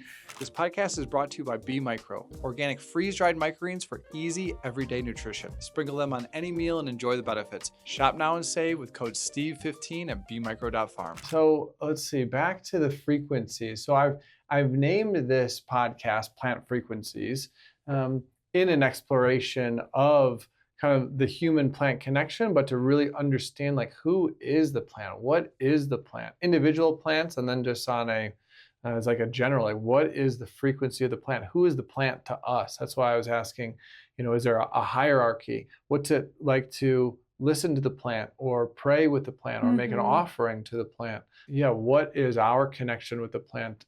What's coming up for me now is what is one of the oldest connections of like the human and plant that comes up for you, maybe from your lineage, or what plant has been worked with the most, has co-evolved Mm. well, with human. I thought you just bringing that up, what is co-evolved, like rose? Like, Mm. whoa, we did so many crazy things to rose. Oh, I don't know. Yeah, so like the rose family, the Rosaceae family, like it's defined by like these certain characteristics. Like it needs to have like this cup shape, like hip, usually. So like, and then there's also like this other characteristic that it's 5 petals and 5 stamen. Yes, I'm remembering that right. But the 5 petals thing is what I'm trying to point at mostly. So that's like a wild rose, and that's like the first rose. And now we have, and then you look at a modern rose in a market and how we have like completely bred the hell out of that, Mm-hmm. and like what it's turned into today, and like how we associate it. So we have like put this very specific intention into what a rose is, and when we make rose water, and how we process rose to get essential oil. Like it's very clear that we're doing this for the heart. Like this is an emotional heart energy thing going on here. But a red rose versus like a wild primrose, they look like completely different flowers. Mm-hmm. Yeah. So the original, like the heirloom rose is 5 petals. Mm-hmm. And what we've bred today is, there's 100 petals and it looks like totally. it's all in that kind of a way versus, wow. What else? I'm just in the exploration, the curiosity of frequencies. Maybe what are some other ways of tapping into the frequency of these plants? One you said was you'll just sit with the plant and be like, hey, can I see the world through your eyes? And what are some ways that you think somebody just looking to connect more into the frequency, the understanding, the energy of a plant, what might they do? I would say grow it. Start with growing it, from seedling to, and because then there's so much time that's spent in that, and the tending and the nurturing and like the understanding and watching, like what does the sprout look like of that plant? Like what is it, how many leaves does it pop up at first, and then what's its next stage, and then you finally see it at the end and like understand and have a love for it and a relationship that's been cultivated. And then you get to make medicine out of that, or put it in your food, or whatever it is that you're growing. I think that would be. And then you can also see too, like, have you tended to your garden well? You can probably taste that and physically see that. Like, have you watered it enough? It'll tell you straight up, like especially tomatoes. Have you watered tomatoes enough? Yeah, growing plants really help support in strengthening the intuition muscle as well. It's like, well, there's a handful of things I could do to this plant to support it, and maybe it's not doing well, or it could be doing better, or it's like, what can I do? It's like I could read books and I could look up, but it's like really my intuition is really what's going to help me to understand what to do with that plant. Absolutely. I so see that, and then you can build that language with the plant as you grow that understanding and the repertoire that you just understand about. Do you believe that plants can mirror back to us the who we are? Yes. Can they take on our energy and be like, hey, I'm not doing so well because actually this space that you have me in is a dense 6. Yeah. Oh yeah. Well, are you familiar with Dr. Miyamoto and all the water testing? I did. I didn't know if that was true or not, but to tell people who aren't familiar, it's you say mean things to the water, and then you freeze it, and you see what the crystals turn into, and they're very like 90-degree unnatural shapes. They look like static, like a static, like off of a TV, like a violent static energy. Versus, hey, I love you, water. I'm grateful for you, and they look like snowflakes. Yeah, beautiful, flowing, geometrical. And that's all for sure true. I mean, yes. As far as you know, I mean, I met Dr. Miyamoto while he was still alive. I went to a conference that he went to, or that he was holding in Laguna Beach when I still lived in California. And he had all of his evidence and like lab testing, and just kind of walked through the whole thing of like, this is what happens to the water. And when we're feeling the hate, when we're feeling the intensity or the energies within our bodies, the anger and the rage, and that's not channeled properly, or that's not dealt with properly, it lives as static in our body and calcifies in the water within our bodies. And then, that was his whole thing of like, that's how like the sicknesses evolve, And, I think there's so many other elements playing into that when we're looking at illness and like even mental or physical or spiritual illness. But I totally see that with the water, and plants are full of water, just as the same as we are. They just have like, they don't have blood running through their veins, but they do have water running through them. So yeah, I haven't done it myself because I have a hard time saying plants, I hate you. You don't need to do that experiment. Just do the love experiment. I'm like, I don't hate you, I love you. Yeah, this is crazy. I can't do it. Yeah, you do it and then I'm so sorry. And then, yeah. But I remember this friend of mine who was making kombucha, and she got into this thing where like every day she would wake up and say, "Good morning, I love you," to the kombucha. And like it was kind of, we were all like, "Oh wow, that's so sweet, that's so interesting." But like it was seriously the most beautiful SCOBY I've ever seen, just like clean and bright and like beautiful, just like loved beautiful, up. loved up, Wow. and the kombucha tasted amazing too. So it's like I do that with my own garden as well, like just kind of waking up every day, doing and watering it by hand. I don't have a sprinkler system at home, like I can go out there and check on everybody every day. And, I think that's a big way. A way that my friends that are like, hey, I don't know how to grow plants, they always die. I was like, well, because you're over loving it, you're watering it too much, you're suffocating the roots because it's just like in mud. It's like it can't breathe.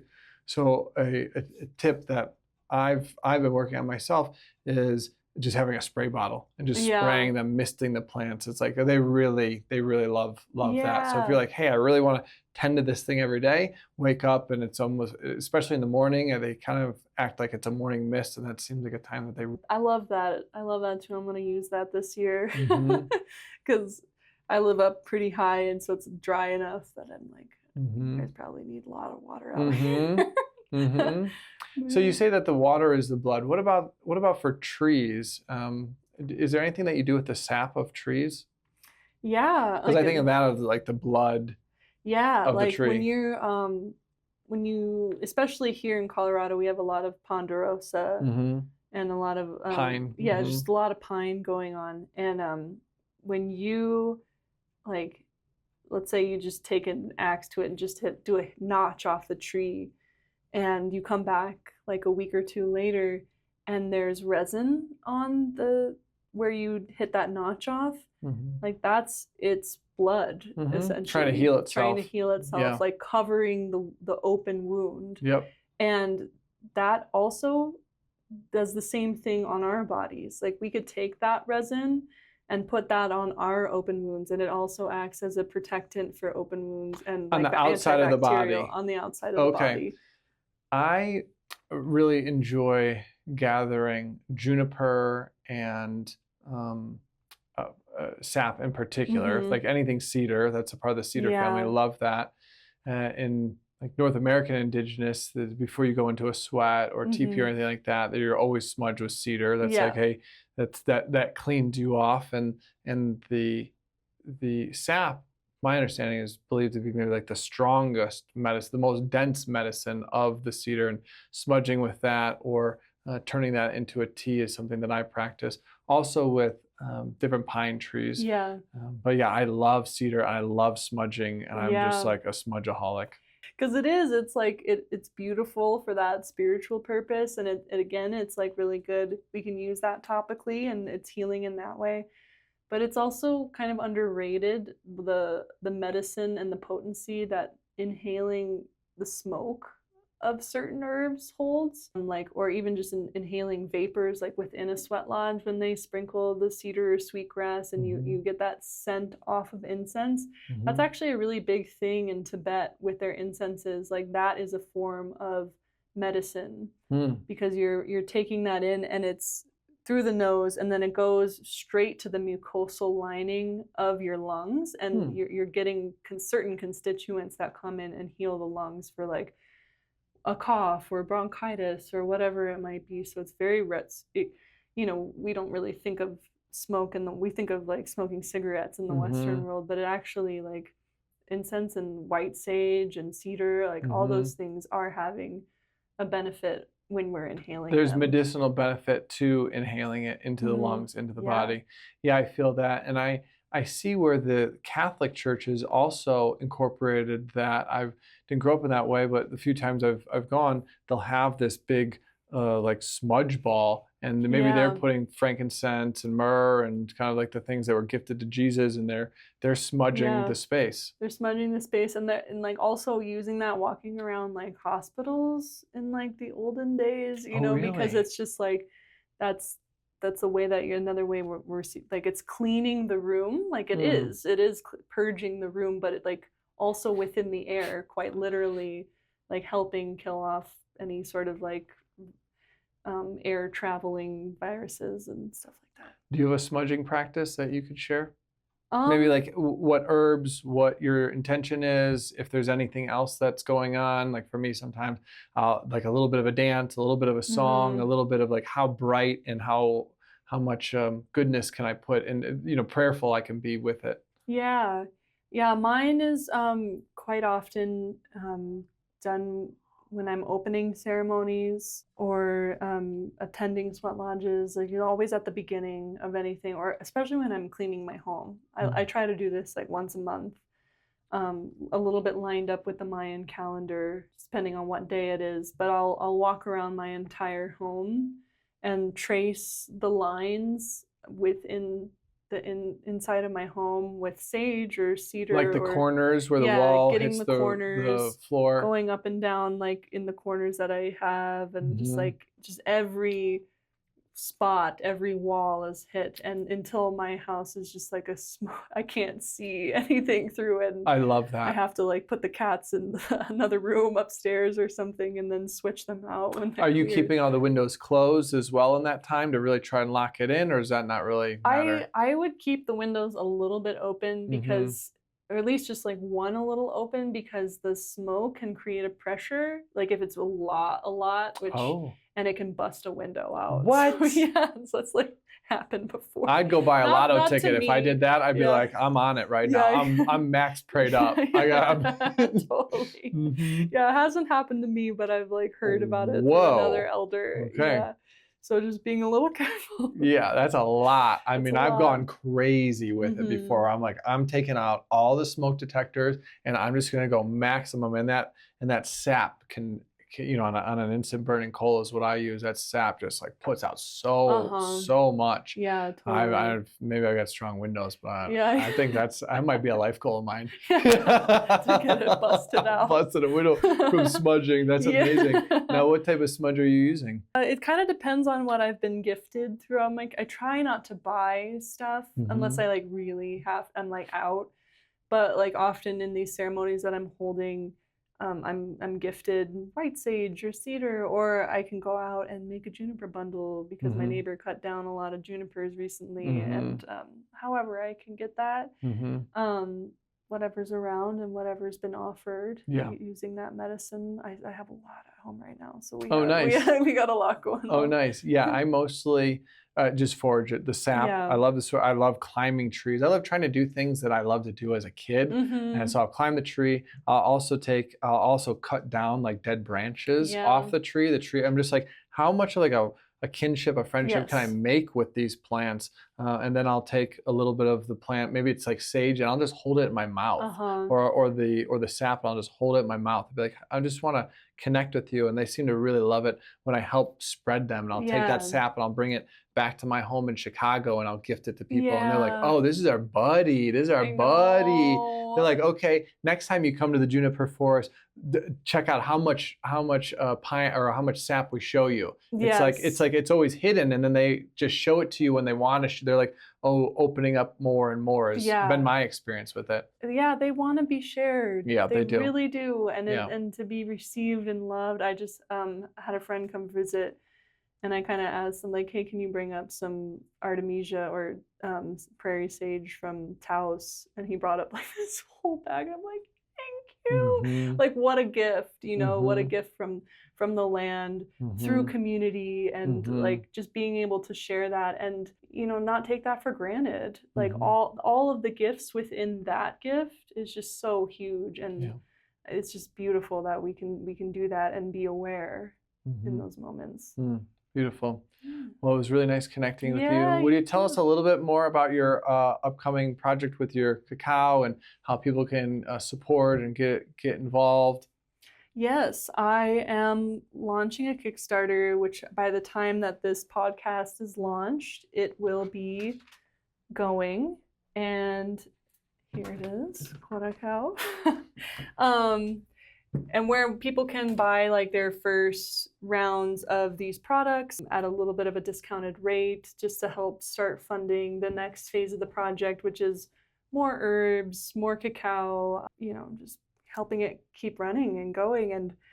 And then, yeah, I'm doing more things, more teaching things this summer. I'm sorry, did you say that was a Kickstarter and how they could? It's a Kickstarter. Is it okay? And by the time that this podcast is released, it will be up, and I'm sure maybe we could put a link to that. For sure. And, but I don't have like that exact. Do you have you'll let me know on the social media of it, because I could post clips from that. And tell us about a couple of the other maybe vibes of, this is more your heart opening one. Yes. What's the vibe of the other 4 that maybe will be part of that Kickstarter? Yeah. Or other 3? So the other 3, we have chocolate, which is just chai, chocolate, chai spices with a little vanilla and a kick of cayenne. So a little bit of like a Azteca blend, but a really good one for digestion and circulation and heart opening, more of the heart. It's always with the heart.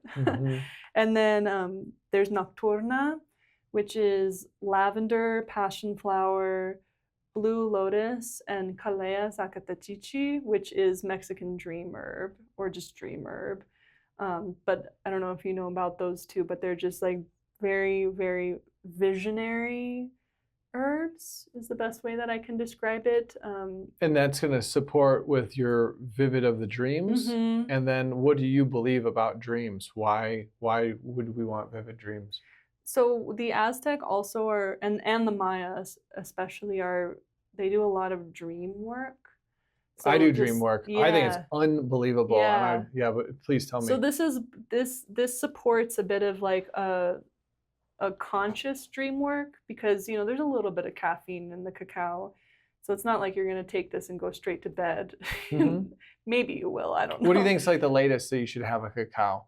Of any of yours? I would say, I've gotten away with like 6 p.m. Okay. But if people are really sensitive to caffeine, I would just say like a mid-afternoon kind of thing. Be aware that there's a little bit of caffeine in just here. enough. If you're sensitive, yeah. But I can go a little bit later. And I've done cacao ceremonies that have been like even at 8 o'clock and been able to get to bed at a reasonable hour. But yeah, that one's going to be a lot of like visionary, liminal realm, just kind of bringing our consciousness into that liminal state, and introspection, outrospection. Can you give us a practice around that? So you have that cacao, your dreams are more vivid. Then what? And I would say that that's probably going to be the one that could be something that I could give a ritual about, because there is an exploration within that happens that could be intense for people, because blue lotus and Calea or dream herb are powerful in that you can feel that. I don't know if you've ever worked with like mugwort or anything, but it's something that's like an herb. Maybe a little bit. Do they sometimes do it as a tincture? You could take it as a tincture. Very often it's smoked, and if you smoke that before bed, like craziest dreams. Really? I want to smoke some mug. Where do I get some smokable mugwort? Rebecca's apothecary. She's got she's got mugwort. Yeah. Shout out Rebecca Apothecary. Would love to have you on the podcast. Yeah.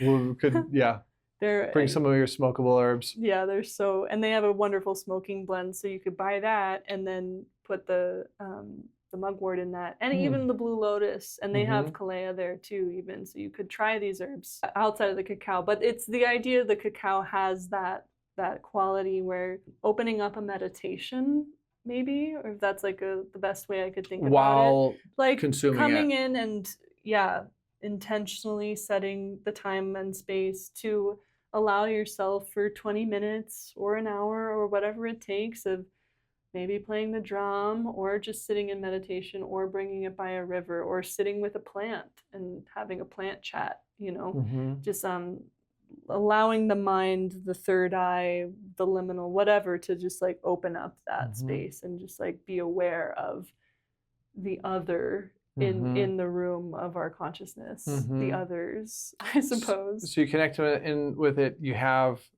your dreams.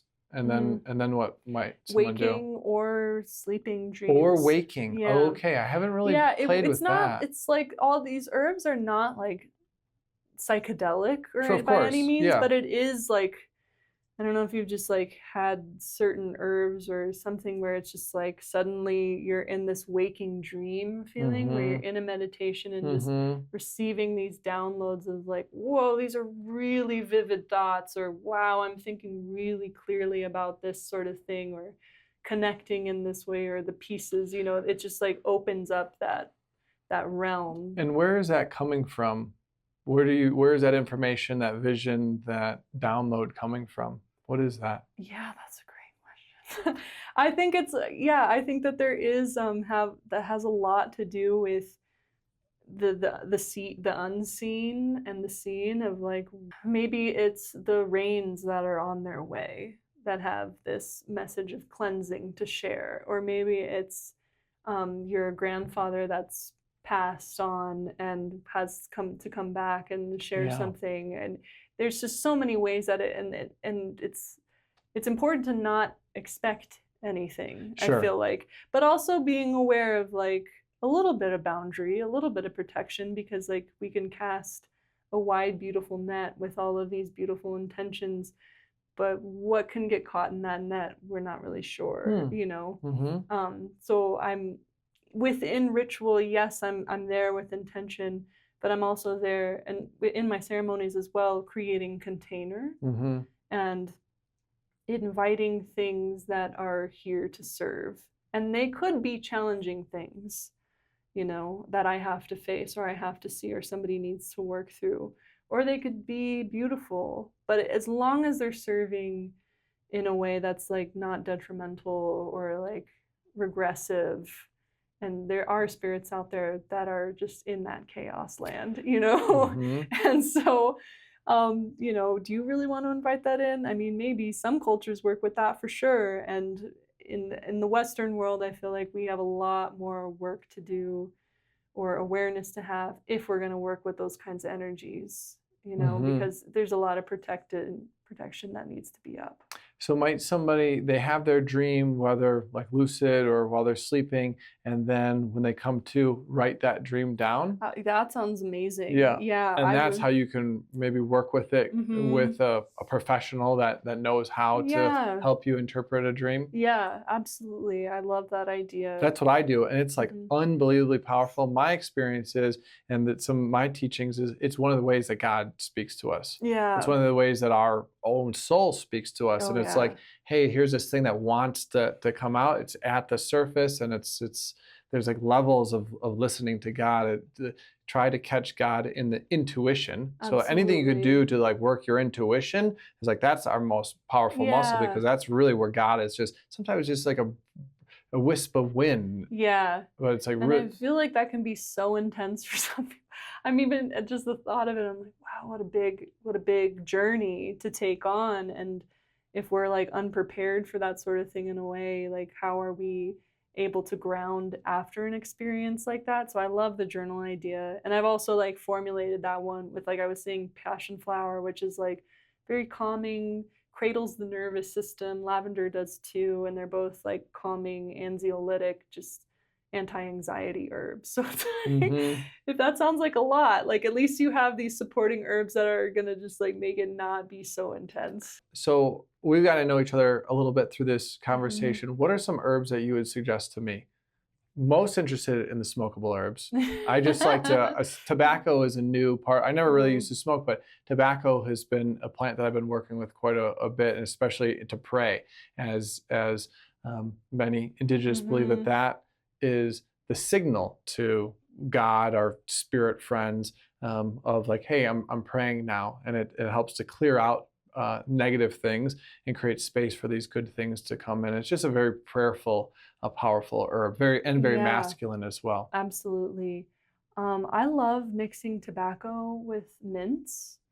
So Tulsi is really beautiful for something like that. Even just straight peppermint, spearmint is just like that extra, and like we kind of think of those herbs as just kitchen herbs, like just very common, but the potency that they have of the antibacterial or whatever it might be, and the cleansing and clearing of these energies, they're always in limpias, or at least the ones that I've participated in, and I've condoned. Mint is really big. Wow, always. Mint and basil are usually in all of the limpias that I've ever experienced. The Olympias I've experienced, mostly from Navajo tradition, are sage, some type of a pine like a pinon, and some type of a cedar like a juniper. And that is typically harvested fresh, chopped up, you know, boiled in a big pot next to a fire, and then drink some, and then bathe yourself with the rest. And that's like, whoa. Totally. I guess the mints I'm speaking to is like in the curanderismo world. Yeah. It's like, that's really big. And yeah, drinking it too is can be a part of it. But yeah, for other one, rose is an excellent one. And with the energetics of if you're wanting to like really pray deep with your heart, I would put that in there. I didn't even know that you could smoke any of those things. Oh yeah. I'm brand new to smoking. I'm like, you could smoke tobacco. Don't smoke the Marlboros with they've got 100 other things in them, but just really clean. And the way that the Navajo do it, at least, is they never have just one herb. It's never like we're just going to give you sage. It's always going to be sage with the pine, with the there's like a synergy of these things. Like they all work together. So when they offer the tobacco, it's typically 7 different types of tobaccos, and the power of the tobacco can magnify and feel greatly different to me depending on who's given it to me. It's like, oh, if it's a Navajo medicine man that's given me this tobacco versus I buy the same tobacco at the store, it's like, oh, it could be 100 times different experience. Totally. Big time. What do you think about that? I love growing tobacco. Oh, you do? Okay, I've never tried. Yeah, it's a little bit challenging up in, I mean, I've seen a couple people really get some big ones out of their gardens up here in Colorado. I had a little cute one on the porch for a long time, but the beauty that came out of that medicine that I had was just like, it was vanilla. Like I just tasted vanilla so strongly, so sweet, so tender kind of medicine that came from that. It was amazing. And different. And very different from store-bought. And the thoughts of, so I'm making medicine with these microgreens, you're making medicine with this cacao. Thoughts about the person, the intention of that, of how it's grew, like everything that's being put into it, maybe saying how like that medicine man gives me tobacco and it's like 100 times more powerful than something I could buy at the store, even the same everything. It's just who gives it to you. It's like the medicine of that person transfers with it. It's like their prayer is like surrounding that medicine. Can you speak to that anymore? Well, it was just making me think of Braiding Sweetgrass by Robin Wall Kimmerer, and how she talks about like, we do not buy sweetgrass. You never buy sweetgrass. Like that is something that is given. That is something that is a part of, you braid it with somebody else, first of all. Like you can do it yourself, you can set it up, but traditionally somebody holds one end while you braid the rest. And it's like this thing, and then it is given to the person, you know, because that there is the medicine, there is the magic in that. So much stronger than like anything that we can just buy off the shelf. So yeah, you can go buy sweetgrass and you can use that, but it's better that you give it to somebody. There's levels of all of this. Buying it at the store is one level. A maximum level is harvesting it or somebody giving it to you in a prayerful way. It's like or you know, again, like we were saying earlier with buying it at the store, so you can support these maybe there's somebody down the road that grows sweetgrass on res land, and they're selling it at the little market down the road, so you do buy it from there, but then you give that forward. You know, and it's just, how much of it? Half of it? You keep half and then you give all of it? Give it all. Oh, okay. Yeah, got it. Yeah, just like keeping in that the reciprocity, like that completion circle of give and receive, I think is so huge within this space. So it's like, I would love to just throw out like free cacao everywhere, you know, but I do need to make money. Same with me and the microgreens. Well, in the spirit of that, I would like to gift you some microgreens. This is so exciting. Yeah, that's a blend of our red cabbage, broccoli, and different types of radishes. I've taken the top off. You could pop that open and just give it a sense. This is just straight. Ooh, oh yeah, it's a little. Poppin'. It's almost lighter than air. Wow, that smells amazing. That's so yeah, these are not sprouts. Mm-mm.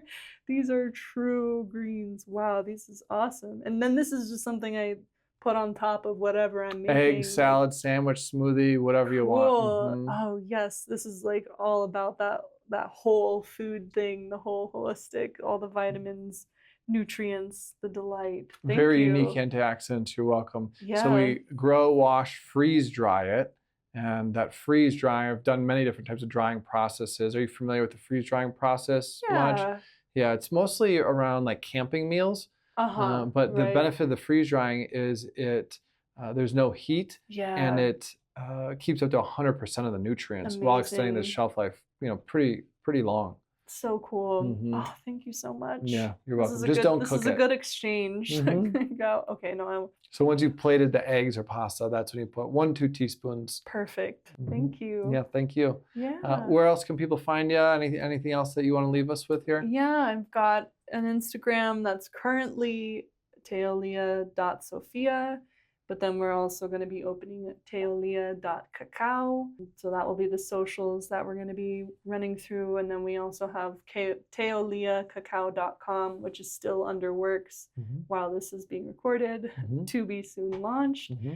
And yeah, just through Boulder, Colorado, I'm teaching classes here and there, and I post all that stuff on those Your socials? online, on my socials and online presence. Would you say is like Instagram, your personal, is that the best one to kind of find all things? Yeah, I think so, because then it will lead to the website when that's open and available. And for all the ceremonial work I do, most of that has been through word of mouth. But here, just shoot me a DM.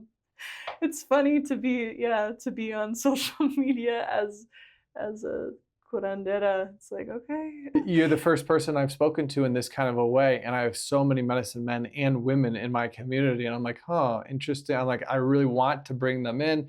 There's some that are like, oh yeah, some that is like, I don't know. Yeah. I'm not really sure how to do it. Maybe some are just like audio only. Some are just like there's a protectiveness, like, oh, I don't want to put it out. So I'm finding my way with it. Yeah, there's a sacredness to it, and I don't necessarily advertise it so much about myself. So a lot of the times people are like, "Whoa, I didn't know you did that." This is the sacred part of my life, and here's the fun part. That's fun too.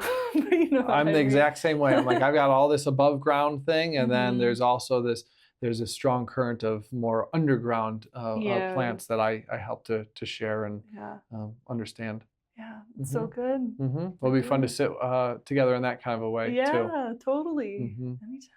Great. I'm here for that. Yay. Well, thank you very much. Yeah, thank you too, Stephen. Yeah, great job. Yeah.